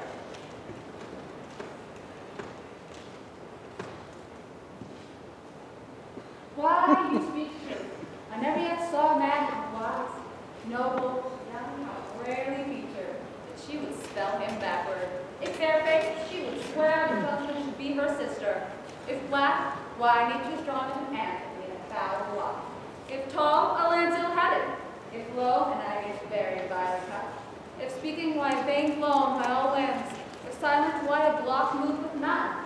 So furnished, every man the wrong side out, and never gives the truth or virtue that for simpleness and merit purchase it. Sure, I think so. Go in. No, such carping is not commendable. No, not to be so odd in fashion as Beatrice is, cannot be commendable. But who dare tell her so? If I should speak, she would knock me into air. Oh, she would laugh me out of myself, press me to death with her. And tell her, hear what she will say. Therefore, look at it, with covered fires, consumed flames eyes, wasting nothing. We're better death than to die with moths, which is almost as bad as die with pickling. Yet tell her of it. Hear what she will say. No, rather I would go to Benedict and cause him to fight against his passion. And truly, I would devise an awful plan to save my government, when it does not know him into ill work and poison liking. Do not do it, cousin. Such a wrong. She cannot be so much without true judgment, having so swift and excellent feeling, as she is prized and have, as to refuse so rare a gentleman as Saint Benedict. Indeed, he is the only man in Italy, always excepted by Claudio. I pray you, be not angry with me, madam, speaking my fancy. Signor Benedict, for shape, for bearing, argument, and valor, goes foremost in court for Italy. Indeed, he hath an excellent good name. His excellence did earn it, ere he had it. When are you married, madam? Why, every day. Tomorrow. Come, go in. I'll show thee some attires and have thy counsel which is best to furnish me tomorrow. She's lying to Lord. We have caught her. If it proves so, then loving goes by halves. Some keep it kills with arrows, some with traps.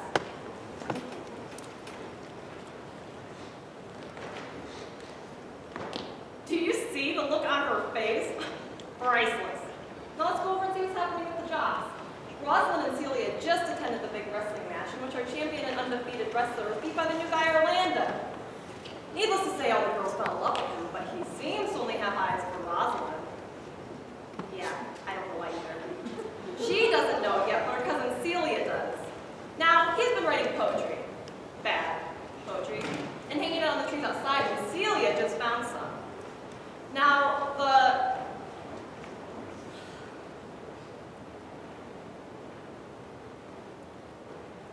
Look, here comes my new mistress's brother, young Master Gay.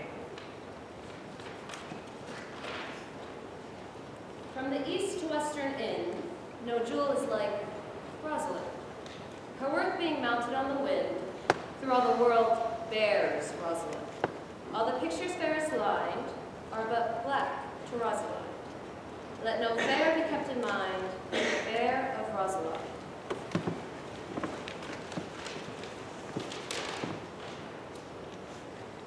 If a heart do like a hind, let him seek out Rosalind. If the cat walk behind, so be sure the Rosalind. Winter garments must be lined, so must slender, Rosalind. They that reap must sheep and find, then depart with Rosalind. Sweetest nut, not sourest wine, such a nut, Rosalind. He that sweetest rose will find, must find love pretty and Rosalind. This is a very false gospel verses. Why do you infect yourself with that? Peace, Udolpho, I found them on a tree. Truly, the tree yields bad fruit. I'll graft it with you. Then I'll graft it with a meddler. And it'll be the earliest fruit in the country, for you'll be rotten ere you be half fruit. And that is the right virtue of the meddler. You have said, whether wisely or no, let the fool perish. Peace. Here comes my sister, reading, inside. Why should this a desert be? For it is unpeopled. No, tongues I'll hang on every tree that simple sing show. Some, how brief the life of man runs his errand pilgrimage, that the stretching of a span buckles in the same age.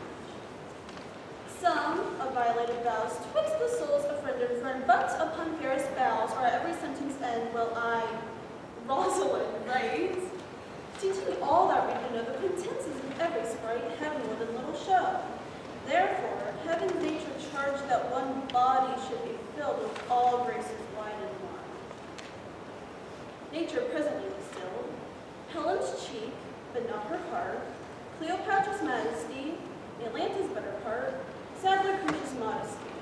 Thus, Rosalind of many parts, by heavenly synod was devised, and many faces, eyes, and hearts to have the touch and dearest prize.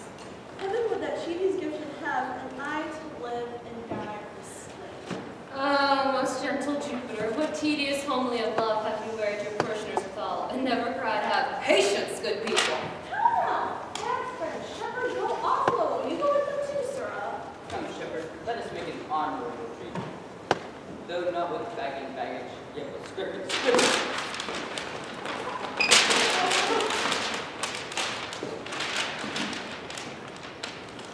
Dost thou hear these verses? Oh, yes. I heard them all, and more, too, for some of them had in them more feet than the verses would bear. Ah, that's no matter, the feet might bear the verses. Aye, but the feet were lame. It could not bear themselves without the verse, and therefore stood lamely in the verse. But dost thou hear without wondering how thy name should be hanged and carved upon these trees? I was 7 of the 9 days out of wonder before you came. But look here what I found on a palm tree. I was never so bronze since Dagger's time. That I was an Irish rep, which I can hardly remember. Trow you who hath done this? Is it a man? Oh, and the chain that you once wore about his neck. Changing color. I prithee who? Oh, Lord, it is a hard matter for friends to meet, but mountains may be moved with earthquakes and so encounter. Nay, but who is it? Is it possible? Nay, I prithee with most petitionary vehemence. Tell me who it is? Oh, wonderful. The most wonderful, wonderful, and yet again wonderful, and after that I'll all weep. Good my complexion. Dost thou think, though I'm comparison like a man,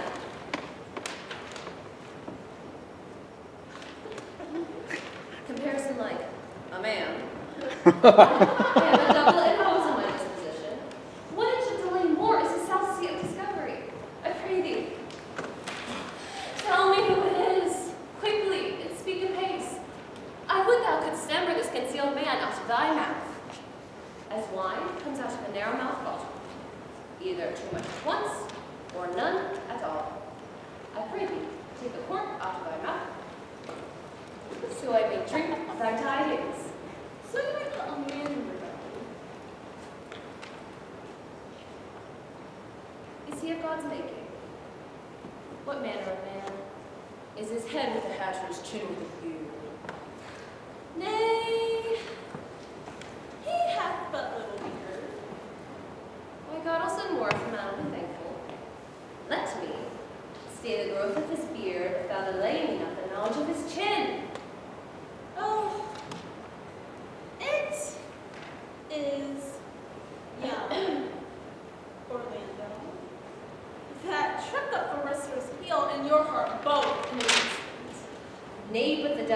mocking speaks at brow and true, maid. Because 'tis he. Orlando? Orlando. Wow. I think I'd be a little mad at being teased and tortured like that. But it's such fun to watch, isn't it? Everybody getting all up in everybody else's business, creating love where it probably didn't exist in the first place, and hitting them upside the head with it. Fortunately for our stories, the plans and schemes worked. Fire is in my ears. Can this be true? Stand I condemned for pride and scorn so much? Contempt, farewell, and maiden pride, adieu. No glory lives behind the back of such. And Benedict, love on, I will requite thee. Taming my wild heart to thy loving hand. If thou dost love, my kindness will incite thee to bind our loves up in a holy band. For others' sake thou dost deserve, and I believe it, better than reporting thee.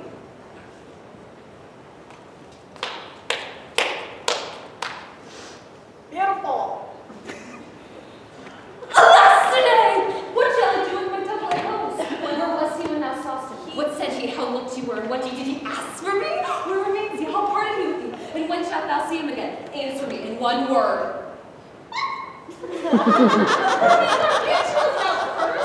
a word too great for this eagle size. You say I am known to these people who would answer in a catechism. But doth he know that I am in this forest and in man's apparel? Look, see us freshly as we did the day he wrestled. It is as easy to count atomies as to resolve the propositions of a lover. But take taste in my finding him, and relish it with good observance. I found him under a tree, like a dropped acorn. Though it may well be called a Jove's tree when it drops forth such fruit. Give me an audience, good madam. Proceed. There he lay, stretched along. Though it be a pity to see such a sight, it well becomes the ground. Cry hollow to thy tongue, I prithee, acrobats, unseasonable. He was furnished like a hunter. Oh, ominous. He comes to kill my heart. I would sing my song without a burden, but thou bringest me out of tune. Do you not know that I'm a woman? And when I think, I must speak? Sweet, say on. You bring me Soft! Comes he not here? 'Tis he, slick by and noted. I love. Sit here. Again. Oh, time to get to class.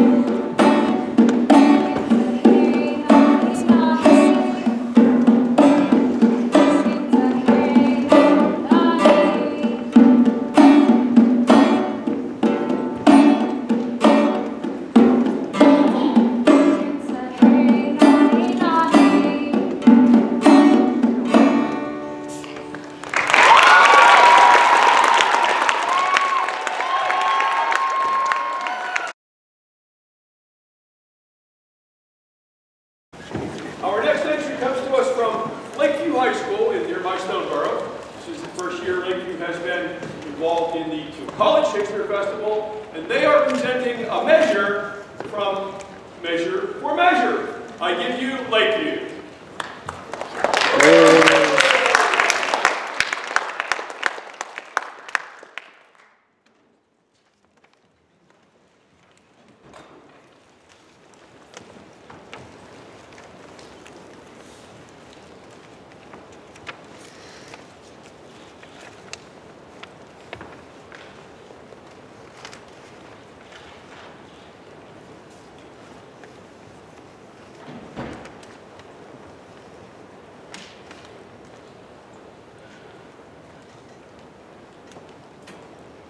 Into prison? Nay, but I noticed so. I saw him arrested, saw him carried away, and which is more, within these 3 days, his head to be chopped off. But after all is stolen, I will not have it so. Art thou sure of this? I am too sure of it, and is forgetting that I'm Julietta with child. Believe me, this may be. He promised me 2 hours since he was ever precise in promise keeping. Wait, let's go learn the truth of it. What with the war, what with the sweat, what with the gallows, and what with poverty, I am custom shrunk. How now? What's the news with you? Yonder man's carried to prison. What has he done? A woman! What's his offense? Groping for trouts in a peculiar river. You've not heard of the proclamation, have you? What proclamation? All houses in the suburbs of Vienna must be plucked down. What shall become of those in the city? They shall stand for siege. They have gone out too. That a wise burgher put in for them. But shall all our houses of resort in the suburbs be pulled down? To the ground, mistress. Well, there's a change indeed in the Commonwealth. What shall become of me? Come fear not, you. Good counsels lack no point. Though you change your place, you need not change your trade. I'll be your tapster still. Courage. There will be change. You that have worn your eyes almost out in the service. You to be considered. What's to do here, Miss Tapster? Let's withdraw. Here comes Senor Claudio, the provost of prison.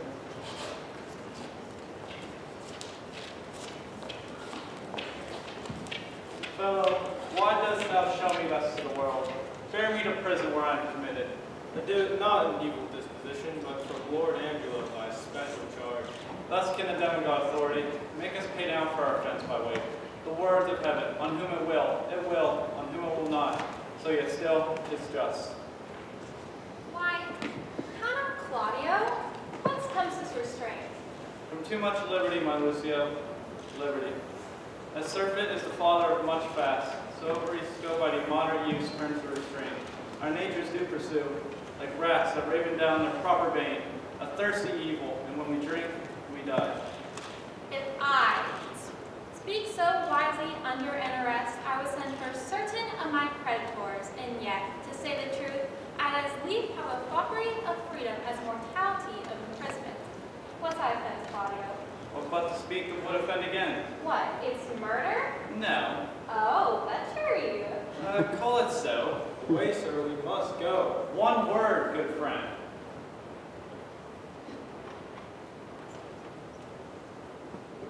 Lucio, a word with you. 100 if they'll do you any good. Is lecturing so looked after? Thus stands it with me upon a duty contract. I got possession of Julieta's bed. You know the lady. She's fast, my wife. Save that we do the denunciation lack of outward order. This we came not to. Only for propagation of a dower, remaining in the coffer of her friends, from whom we thought it meet to hide our love, till time had made it for us. But chances of stealth for a most mutual entertainment, but two character grosses bred on Juliet. With child, perhaps. Unhappily, even so. And the new deputy now for the Duke, whether it be the fault and glimpse of newness, or whether that the body public be a horse whereon the governor doth ride, I stagger in. But this new governor waits me all the inward penalties which have, the conscored armor hung by the wall, so long as 19 zodiacs had gone round, and none of it had been worn. And for a name, the drowsy and neglected act freshly on me, 'tis surely for a name. I warrant it is, and thy head stands so tickle on thy shoulder, that a milkmaid, if she may love, may sigh it off.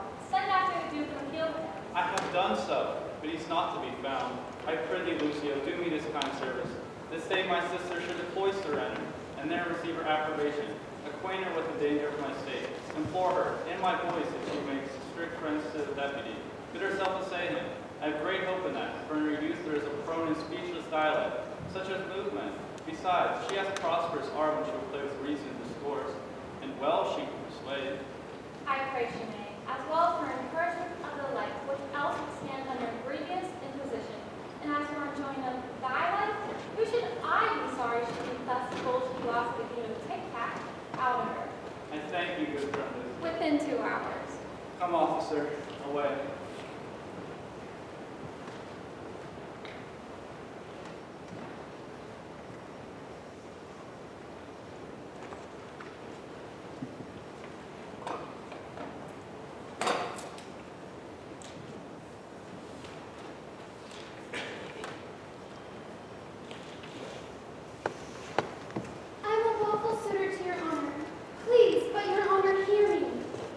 Well, what's your suit?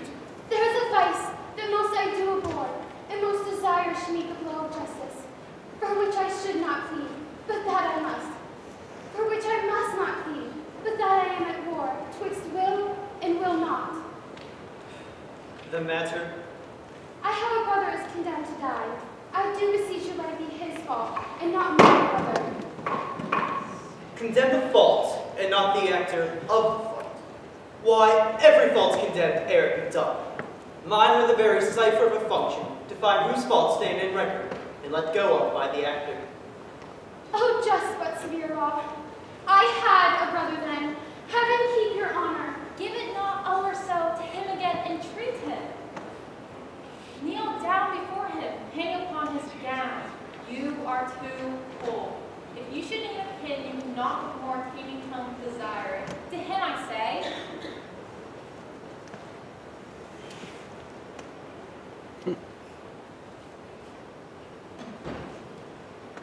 Must he needs die? Maiden, no rebel. Yes, I do think that you might pardon him, and neither heaven nor man grieveth in mercy. I will not do it. But can you, if you would? Look at what I will not. That I cannot do. Might you do it and do the world no wrong? If so, your heart will touch with that remorse, as mine is to him. He's sentenced. 'Tis too late. you are too cold. Too late? Why, no. I've got to speak a word and may call it again. If he had been as you, and you as he would have slipped like you. Like you. Like him. He, like you, not have been so stern. Pray you be gone. I would to heaven I had your potency, and you were Isabel. Should it then be thus? No. I would tell what 'twere to be a judge, and what a prisoner. I touch him. There's the vein. Your brother is a forfeit of the law, and you but waste your words. Alas, alas, of all the souls that were forfeit once, and he that might the advantage best have took found out the remedy. How would you be, if he, which is the top of judgment, should but judge you as you are? Oh, think on that, and once again will breathe within your lips like man made new. Be you content, fair maid. It is the law, not I, that condemn you, brother. Be it my kinsman, my brother, or even my son, it would be thus with him too. He must die tomorrow. Tomorrow? Oh, that's sudden! Spare him, spare him! He's not prepared for death. Even for our kitchens we kill the foul season. Shall we serve heaven with less respect than we do minister to our gross selves? Good, good, my lord, bethink you. Who is it that hath died for this offense? There's many have committed it. Aye, well said. The law hath not been dead, though it hath slept. There are many who not dare to do that evil, if the first that did thee to infringe hath answered for his deed. Now, 'tis awake, takes note of what is done, and like a prophet, looks into a glass to see what future evils, either now or by remissness new conceived, and so in progress to be hatched or born, are to have no successive degrees. Yet here they live, to end. Yet show some pity. I show it most of all when I show justice. For then I pity those I do not know. Which a dismissed offense would act of gall, and answering one foul wrong lives not to act another. Be satisfied. Your brother dies tomorrow. Be content. So you must be the first that gives his sentence, and he that suffers. Oh, it is excellent to have a giant's strength, but it is tyrannous to use it like a giant. Now that's well said. Could great men thunder as Jove himself does, Jove would never be quiet. For every pelting petty officer would use his heaven for thunder, nothing but thunder. Merciful heaven, thou rather with thy sharp and sulphurous bolt splits the unwedgeable and gnarled oak than the soft mortal. But man, proud man, dressed in a little brief authority, most ignorant of what he's most assured, like his glassy essence, like an angry ape, plays such fantastic tricks before high heaven as makes the angels weep, who, with our spleens, would all themselves laugh mortal. Oh, to him, wench, here relent. He's coming, I perceive. We cannot weigh our brother with ourselves. Great men may jest with saints. 'Tis wit in them, but in the less foul profanation. Thou in the right, girl, borrow that. That in the captain's but a colorful word, which in the soldier is flat blasphemy. Art the wise of that, or what? Why do you put such sayings upon me? Because authority, though it err like others, hath yet a kind of medicine in itself, which skins the vice of the tongue. Go to your bosom, not there, and ask your heart what it doth know that is like my brother's fault. If it confess a natural guiltiness such as his, let it not sound a thought upon your tongue against my brother's life. She speaks, and 'tis such sense that my sense breeds with it. Fare you well. Gentle, my lord, turn back. I will be thinking. Come again tomorrow. I'll bribe you. Bribe? Good, my lord, turn back. Bribe me? How? I, with such gifts that heaven shall share with me. You have learned all else. Not with fine sickles of tested gold, or stones whose rate are either rich or poor as fancy values them, but with true prayers that shall be up at heaven and enter there ere sunrise. Prayers from preserved souls, from fasting maids whose minds are dedicate to nothing temporal. Well, come again tomorrow. Heaven keep your honor safe. Amen. For I am going that way to temptation, where prayers cross. At what hour tomorrow shall I attend your lordship? Any time before noon. Save your honor.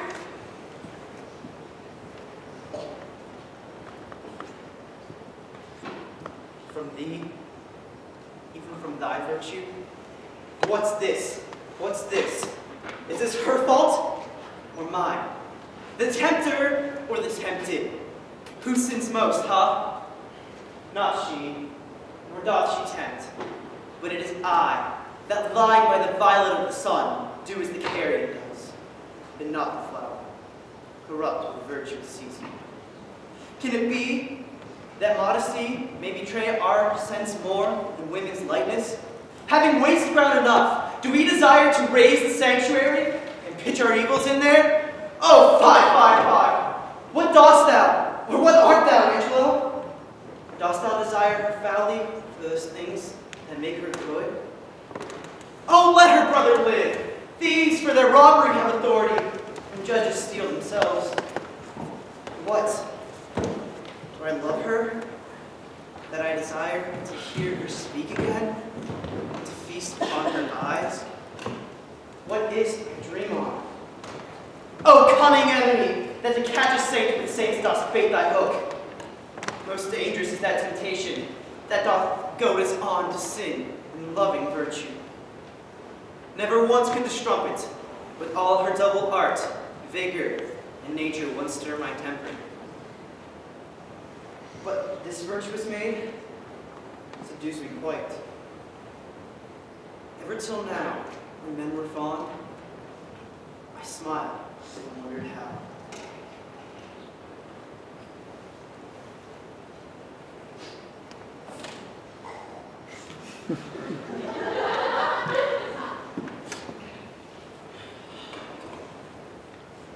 How now, fair maid? I am come to know your pleasure. That you might know it would better please me than to demand what 'tis. Your brother cannot live. Even so, heaven keep your honor. And yet may he live a long while, and as long as you or I, yet he must die. Under your sentence? Yea. When I receive you? That his reprieve, longer or shorter, he may be so fitted that his soul sicking not. Ha! Fie these filthy vices. It were better to pardon a man that hath her nature already stolen, than to remit their saucy sweetness, than to coin heaven's image on stamps that are forbid. It's all as easy falsely to take a old leg through me, as to put metal in restrained means to make a false one. 'Tis set down so in heaven, but not in earth. Say you so? Then I shall pose you quickly. Which had you rather, that the most just law now took your brother's life, or you give up your body to the sweet uncleanness as she that he hath stained? Sir, believe this. I had rather give my body than my soul. Talk not of your soul. Our compelled sins stand more for number than for a cause. How say you? Nay, I'll not warrant that, for I can speak against the things I say. Answer to this. I, now the voice of the recorded law, do pronounce a sentence on your brother's life. Is there not a charity in sin that may save this brother's life? Please you to do it. I'll take it as peril to my soul. It is no sin at all, but charity. Please to do it at peril of your soul, were of equal poise of sin and charity. That I do beg his life. If it be sin, heaven let me bear it. You granting of my suit, if that be sin, I'll make it my morn prayer to have it added to the faults of mine, and nothing of your answer. Nay, but hear me. Your sense pursues not mine. Either you are ignorant, or you seem so, and that is not good. Let me be ignorant and in nothing good, but graciously to know that I am no better. Thus wisdom wishes to appear most bright when it doth act itself. These black masks proclaim an unshield beauty 10 times louder than beauty could display. To be received more plain, I'll speak more gross. Your brother has to die. So, And his offense is so, as it appears, accountant to the law upon that pain. true. I meant no other way to save this brother's life, as I subscribe not that, nor any other, but to the loss of question, that you, his sister, finding yourself desire of such a person, whose credit with the judge, or own great place, could fetch your brothers from the manacles of the all-binding law, and that there were no other earthly means to save him, except that you, his sister, lay down the treasures of your body, supposed. Which would you rather? As much for my poor brother as for myself. That is, were I under the terms of death, the impression of keen wits I'll bear as release. And strip myself to death, as to a bed that longing hath been sick for, ere I yield my body up to shame. And then your brother must die. And 'twere the cheaper way. Better a brother died at once, than that a sister, by redeeming him, should die forever. Were you not then as cruel as the sentence you have slandered so? Ignominy and ransom and free pardon are of 2 houses. Lawful mercy is nothing kin to foul redemption. You seem of late to make the law a tyrant, and rather you prove the sliding of your brother a merriment than a vice. Oh, pardon me, my lord. It all falls out. To have what we would have, we speak not what we need. I something do excuse the thing I hate, for his advantage that I dearly love. We are all frail. I'll let my brother die, if not fettering. Only he owns succeed by weakness. Nay, women are frail too. Aye, as the glasses where they view themselves, which are as easy broke as they make forms. Women, help heaven. Men their creation mar and profiting by them. May call us 10 times frail, for we are soft as our complexions are, incredulous to false prints. And from this testimony of your own sex, since I suppose we are made to be no stronger than faults may shake our frames, let me be bold. I do arrest your words, be that you are that is a woman. If you be more, you're not. If you be one, as you are well expressed by all external warrants. Show it now by putting on the destined livery. I have no tongue but one. Gentle, my lord, let me entreat you speak the former language. Plainly conceived, I love you. My brother did love Juliet, and you tell me that he shall die for it. He shall not, Isabel, if you give me love. I know your virtue hath a kind of license in itself, which seems a little fouler than it is to plot on others. Believe me on my honor. My words express my purpose. Little honor to be much believed, and most pernicious purpose. See me. I will proclaim thee, Angelo. Look for it. Sign me a present pardon for my brother, or with an outstretched throat, I will tell the world loud what man thou art. Who will believe thee, Isabel? My unsoiled name, the austereness of my life, my vouch against you, and my place in the state will sow your accusation over way, that you shall stifle in your own reports and smell of calumny. I have begun, and now I give my central race the rein. Fit thy consent to my sharp appetite, lay by all nicety and voluptuous blishes, and banish what they sue for. Redeem thy brother by yielding up thy body to my will. Else, not only must thy brother die, but thy unkindness shall his death draw out to lingering sufferings. Answer me tomorrow, or by the affection that now guides me most, I will prove a tyrant to you. Huh. And as for you, say what you can. My false overweighs your true.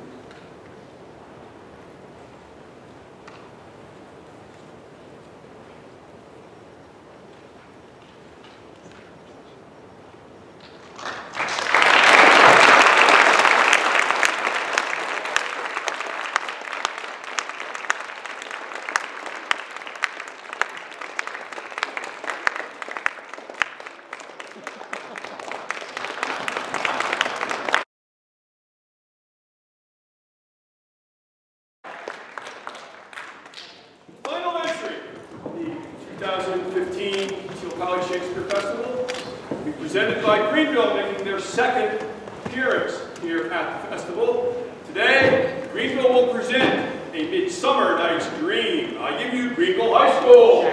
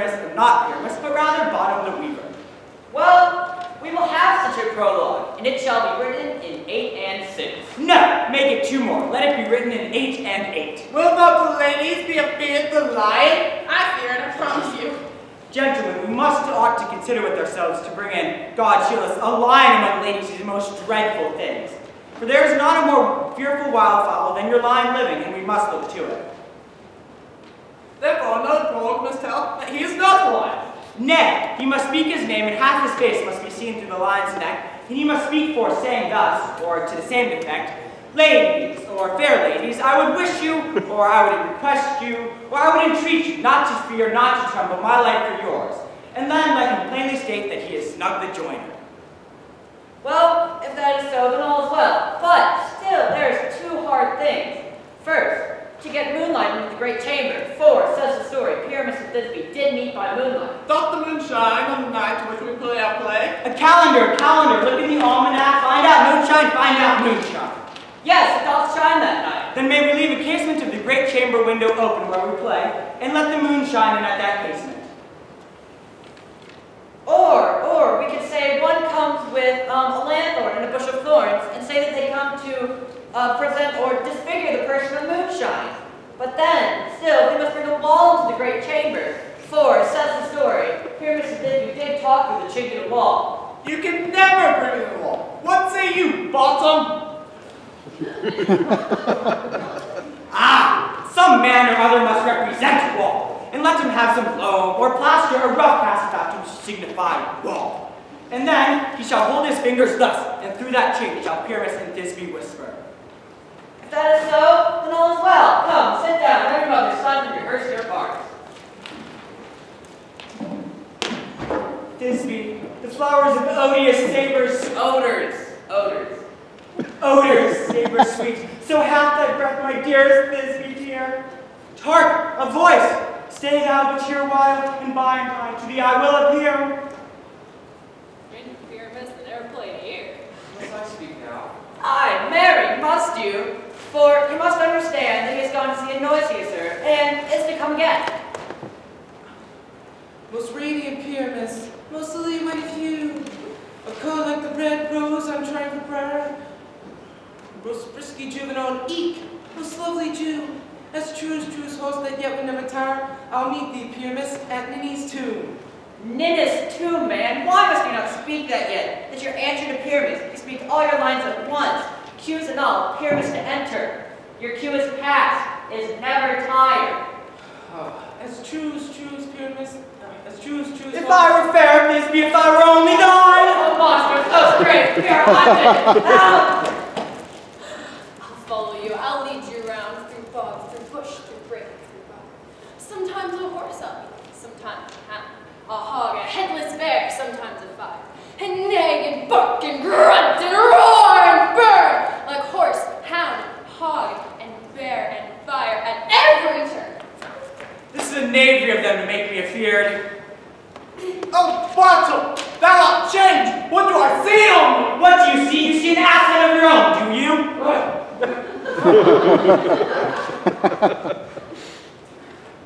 Bless thee, bottom, bless thee. Thou art translated.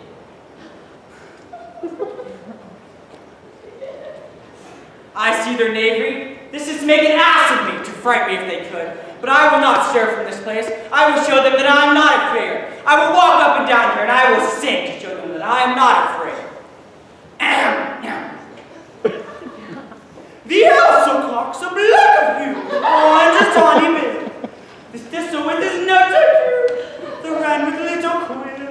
What angel wakes me from my flowery bed? The fish, the sparrow, and the lark, its plain song cuckoo gray, whose notes full many a man doth mark, and dares not answer nay. I pray thee, gentle Lord, sing again, for mine ear is much enamored of thy note, as mine eyes enthralled to thy shade, and thy fair virtues force boast doth move me to swear, I love thee. Methinks, mistress, you should have little reason for that.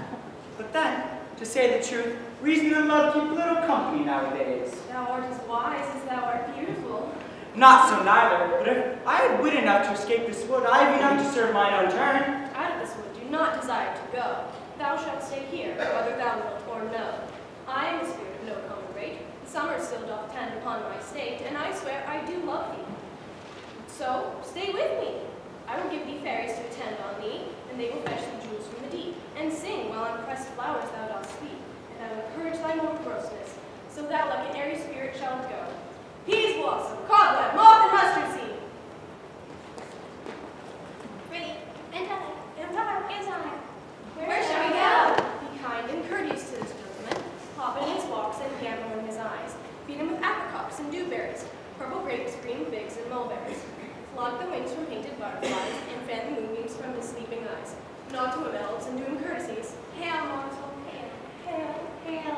I beseech your worship's name.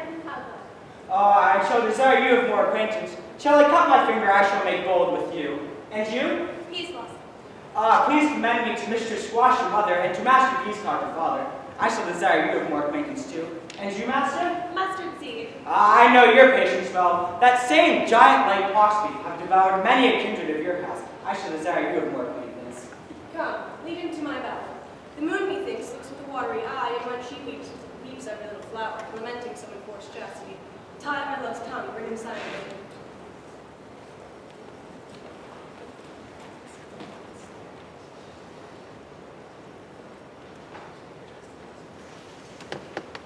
I wonder if Titania be awake, and what it was that next came in her eye, which she must dote upon in the extremity. Here comes the messenger. How now, mad spirit? What night ruled out about this haunting grove? My mistress of the monster is in love! Near her close and consecrated bower, while she was in her dull and sleeping hour, a crew of patches, rude mechanicals who work for bread upon Canadian stalls, were met together to rehearse a play intended for great Theseus's nuptial day. The shallowest thick-skin of their parents, or who Pyramus presented in their sport, forsook his scene and entered in a break, when I did him a disadvantage take, and has his gnaw fixed upon his head. Anon his Thisbe must be answering before the mind that it comes, when they have spied, like wild geese, creeping foul their eye, or russet painted chops, many of the sort, rising and calling at the gun's report, sever themselves in mad pursuits. So, at his sight, away his fellows, and at our stand here, more calls. He murder cries and help from Athens calls. Their sense thus weak, lost in their fears thus strong, made senseless things begin to do them wrong. For briars and thorns at their apparel did snatch, some sleeves, some hats, from yielders all things catch. I led them on in this distracted fear, and left sweet Pyramus translated to them. When in that moment, so came to pass, Titania waked, straightway loved an ass. This falls out better than I could devise. But hast thou yet lashed the Athenian's eyes with a love juice, as I did bid thee do? I took him sleeping, that is, finished to, and the Athenian woman by his side, that when he wakes, of course she must be out. Stand close. Say with thee. This is the woman, this is not the man. Oberon realizes that a mistake has been made and says that he and Puff will have to remedy it. Hermia questions Lysander about Lysander's whereabouts, fearing that he is dead. But then Demetrius is not where Lysander has gone, and he is bitter and reproachful that Hermia would rather be with Lysander than with him. He lies down to fall asleep, and Hermia stalks the way to find Lysander.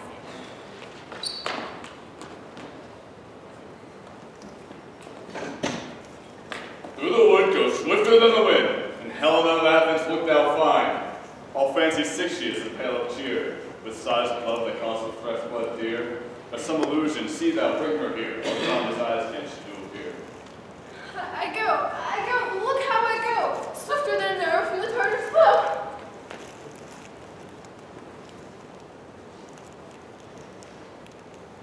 Flower of this purple dye, hit with Cupid's archery, sink an apple of his eye, when his love he doth espy. Let her shine as gloriously as the Venus of the sky. When thou wakest, and she be by, beg of her for remedy. Captain of our fairy band, Helena is here at hand, and the youth mistook by me, pleading for a lover's fee. Shall we their fond pageant see, or what fools these mortals be? Stand aside, the noise they make will cause Demetrius to awake. Then we'll two at once we won, and that must needs be scored alone. And those things do best please me that befall preposterously.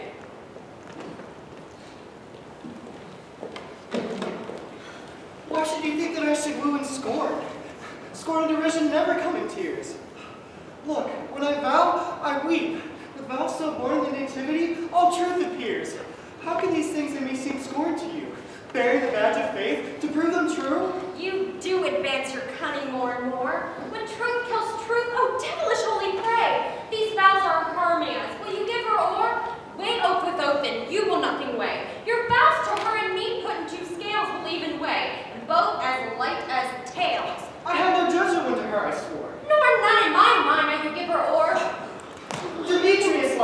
love's not you. Oh, Helena, goddess, nymph, perfect, divine, to what my love shall I compare thine? Crystal is mighty, oh how ripe and show. Thy lips, those kissing cherries, tempting grow. The pure congealed white, high tar snow, then with the eastern wind returns to grow. When thou holds up thy hand, oh let me kiss this princess of pure white, this seal of bliss. Oh, spite! Oh, hell! I see you are all bent to set against me for your merriment. A trim exploit, a manly enterprise to conjure tears up from a poor maid's eyes with your derision. None of noble sort would so offend a virgin and extort a poor soul's patience all to make you sport. You are unkind, Demetrius. Be not so, for you love Hermia. This you know, I know. And here, in all goodwill, with all my heart, in Hermia's love, I yield you all my part. And yours and Helena, to me bequeath, whom I do love, and will do to my death. Never did mockers waste more idle breath. Lysander, keep that Hermia, I will none. If e'er I loved her, that love is gone. My heart to her, but as guess why sojourn. And now to Helena, it is home return, there to remain. Helen, it is not so. The spirit's not the faith thou dost not know. Less of thy peril thou abide here. Look, where violet comes, stronger is thy dear. Dark night that from the eye whose function takes, the ear like of reprehension makes, where it doth impair the state of sense, pays the hearing double recompense. Was not by mine eye I sinned, mine ear I frankly, not my sweet I sinned. But why unkindly didst thou leave me so? Why should we stay? Whom love doth press to go? What love could press Lysander from my side? Lysander's love would not let me by. Oh, Helena, who more I guilt tonight than you fiery ozen eyes of light? Why seekest thou me? Can this not make thee know the hate I bear made me leave thee so? You speak not as you think. It cannot be. Lo, she is one of this confederacy. Now I perceive they have conjoined all three to fashion this false sport in spite of me. Injurious Hermia, most ungrateful maid! Have you conspired? Have you with these contrived to bait me with this foul derision? To join with men in scorning your poor friend? I am amazed at your passionate words. I scorn you not. Seems you scorn me. Have you not set Lysander as in scorn to follow me and praise my eyes and face, and made your other love, Demetrius, who even but now did spur me with his foot, to call me goddess, nymph, divine and rare, precious, celestial? Wherefore speaks he this to her? Wherefore doth Lysander deny your love so rich within his soul, and tender me forsooth affection, but by your setting on, by your consent? What thought I be not so in grace as you, so hung upon with love, so fortunate but miserable most, to love unloved? This you should pity rather than despise. I understand not what you mean by this. I do persever, counterfeit sad looks, make mouths upon me when I turn my back, wink at each other, hold the sweet chest up. This sport, well carried, shall be chronicled. If you have any petty words of matter, you would not make me such an argument. Very well. It's partly my own fault, which death or absence soon shall remedy. Stay, gentle Helena. Hear my excuse. My love, my life, my soul, fair Helena. Excellent. Speak, do not scorn her so. If she cannot entreat, I can compel. Thou canst compel any more than she entreat. Thy threats have no more strength than her weak prayers. Helena, I love thee, but my life my due. I swear which I will lose to thee, to prove false which says I love thee not. I say love thee more than he can do. If thou say so, withdraw and prove it too. Quick, come! Lysander, where'd you tense all this? Away, you Ethium! No, no, he'll seem to break loose. Take on as your fault. But yet come not. Your tame man, go! Hang off, thou cat, thou bird, thou vile thing! Hang loose, or I'll shake thee from me like a serpent! Why are you grown so rude? What change is this, sweet love? Thy love! Out, Tawny Tutter, out! Out, love, medicine, hated potion, hence! Do you not jest? Yes, sooth, and so do you. I'll keep my word with you, Demetrius. I would have had your bond, for I can see the weak bond holds you. I'll trust not your word. Oh, should I hurt her? Strike her dead? Kill her? Although I hate her, I will not harm her so. What greater harm can you do me than hate? Hate me. Wherefore? Oh, me. What change is this, my love? Am I not Hermia? Are you not Lysander? I was as fair now as I was erewhile. Since night you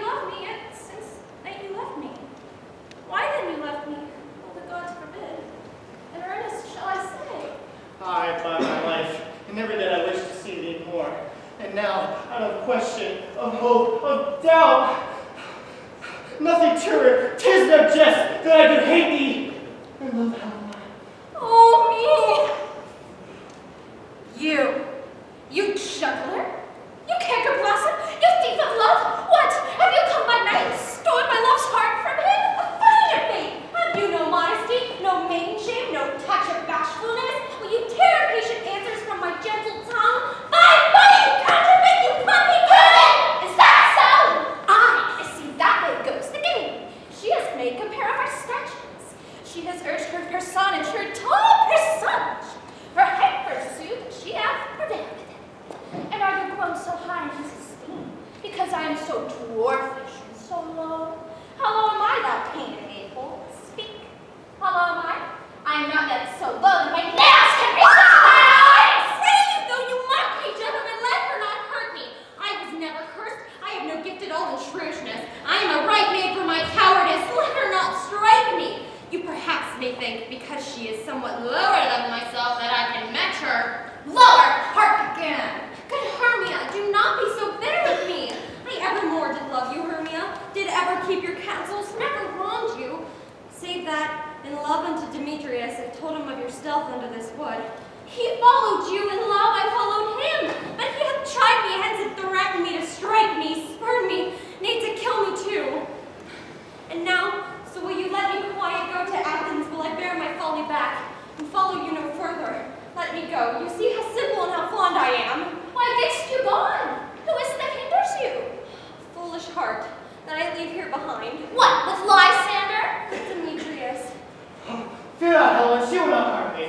No, sir, she shall not, though you take her part. Oh, when she's angry, she is keen and shrewd. She was a vixen when she went to school, and though she be but little, she is fierce. You, why would you let her flaunt me thus? Let me come to her! Get away, you dork! You minimus of hindering opera's name! You bee! You acorn! You are too officious in her to have the scorn to serve. Let her alone. Speak not of how to take her apart. For if thou dost intend never shall show love her, thou shalt abide. Now fall, if thou darest, to see who's right, in mine or thine is most in heaven. Ah! Follow. Nay, I'll go with thee, cheek by jowl. You, mistress, all this coil is long of you. Nay, go not back. I will not trust you, nor longer stay in your cursed company. Your hands than mine are quicker for a fray. My legs are longer, though, to run away. I am amazed, and know not what to say.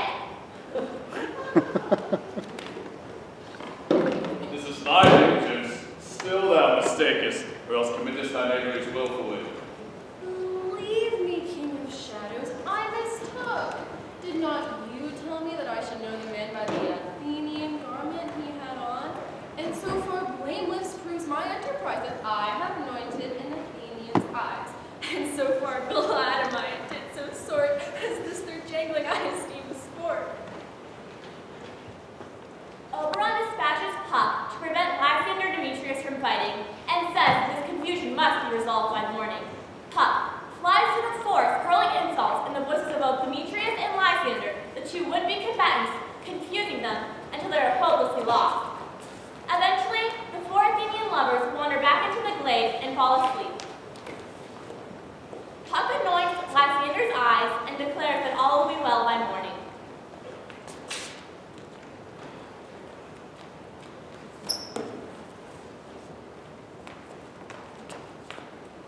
Come, sit thee down upon this flowery bed, while I thy amiable cheeks do coy, and stick musk roses in thy sweet smooth head, and kiss thy fair large ears, my gentle joy. Where's Peas Blossom? Ready. Scratch my head. Where's Cobweb? Ready. Fetch your weapons and kill me a red-hipped humblebee at the top of a thistle, and bring me back the honey bag. Where's Mustard Seed? Ready. Give me your knee. Leave your courtesy. What's your will? Nothing but to help Peas Blossom to scratch. I'm such a tender ass that my hair does tickle me. I must scratch. What, will thou hear some music, my sweet love? I have a reasonable good ear and Peasy. Let's have the tawny bones. Or say, sweet love, what thou desirest to eat. I could munch your good dry oats. Methinks I have a great desire for a bottle of hay. Good hay, sweet hay, hath no fellow. I am a venturous fairy that will seek out the squirrel's horn and fetch thee new nuts. Nay, I would rather a handful or two of dried peas. But I pray you not to let your people bother me, for I have an exposition of sleep come upon me. Sleep thou, and I will wind thee in my arms. And so, fairies, we always wed. And so, the female eye me gently entwists, the barky fingers of the elm. Oh, how I love thee, how I dote on thee. The lunatic, the lover, and the poet are of imagination all compacts. One sees more devils than a vast hell can hold. That is, the madman, the lover, all is frantic. One sees all its beauty in the brow of Egypt. The poet's eye in fine frenzy rolling. The forms of things unknown, the poet's pen turns to shape and gives to airy nothing.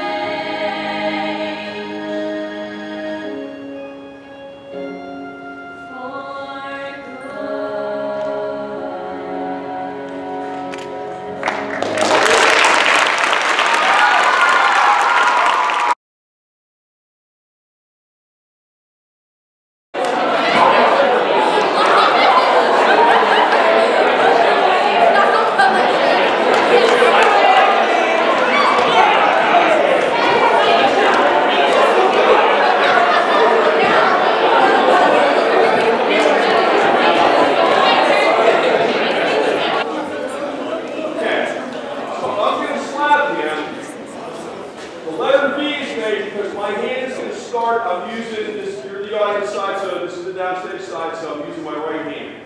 For my right shoulder, it's going to go straight across his shoulder, and then back to my left shoulder. That's the letter V. It's not a perfect V, okay, but it's a V. Because the audience is here, you have to see skin cross skin. You have to see the skin of my hand past the skin of his face. If he was a pirate and he had a parrot on his shoulder, we want you to knock the parrot off the shoulder. Okay? If they don't, if you see air in between there, you know that it's fake. You know that there was no way that he possibly got slapped. Okay? So that's number one. Your hand has to pass his or her cheek and then back in the letter V. Don't round it off. If he doesn't move his face and I do this, he won't get hit. If he doesn't move his face and I do this, he could.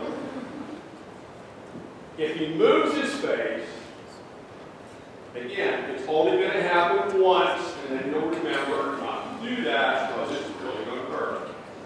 Now, this is what's called the victim now. The punch was the attacker now. The punch was the person doing the thing that made the noise. All right? You don't have to worry about that in the movies. Here, the audience is breathing the same air the actors are breathing. So they have to hear the noise, okay? So, this is a victim now. He's going to make the sound while I do the action. Now, to do that, here's what he's going to do. In terms of getting into this position, he is going to go so that his offhand is going to get hit on his left side, so his right arm is going to come across in front of him with the palm down. All right? And then, as I make the motion, he's going to bring it up, he's going to slap his hand and continue up to his face like that. Exactly.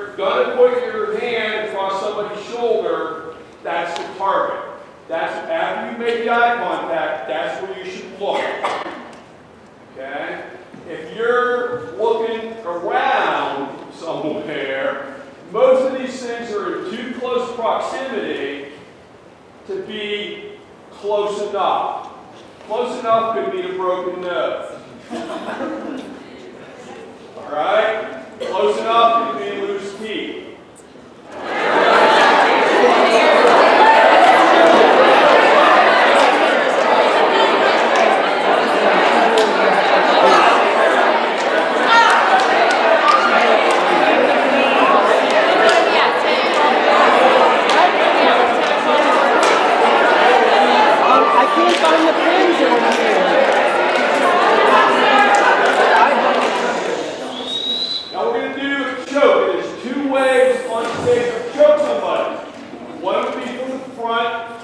the other will be from behind. So we're going to do the front choke first. Okay? So, the attacker is going to lock thumbs together, creating what we like to call the butterfly of death. Alright? The butterfly of death is going on the victim right where this nice little crevice between the chin and the lower lip goes.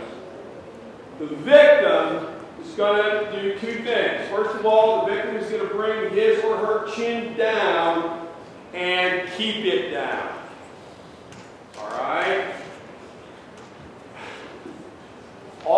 You guys have all had, biology or basic whatever, and you know that the blood and stuff that goes up to the head goes right through this area in here. We don't want the attacker pressing on that. You don't want to say to the audience, we're going to have intermission now so we can wake up the person who just got choked, who's supposed to sing a song now, but they passed out because we cut the blood off their brain. Alright, so we don't do that. So you got to put your hands up, your chin down, and keep it down. And then, victim, you're going to grasp the attacker by the wrists. Okay? So I create the butterfly of death. Put it in here, and you grab my wrists and hold on. Now, from this point, the victim is completely in charge of the event.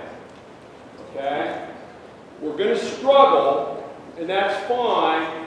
He's going to hang on to me, and because this is my partner, this is a kid that sits behind me in English class on Monday morning, and I don't want to, take the Sharpie next Monday and write nasty things in the back of my head because you don't like the way this happened. So he's going to hang on. We're going to create and keep as much as possible a triangle.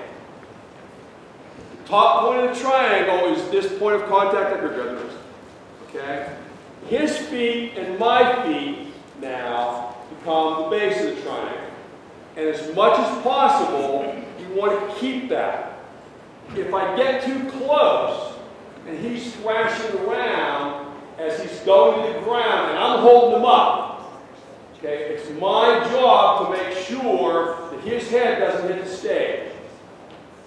So I'm holding him up, clear until he gets down. But if in the thrashing around, he steps on my foot and we lose our balance and I land on him, there's almost nothing good can come of that at all. For him or me both. Alright? So we maintain that triangle as much as possible. And I'm going to let him down, and he, like I said, he's in charge. He's going to thrash around, he's going to gradually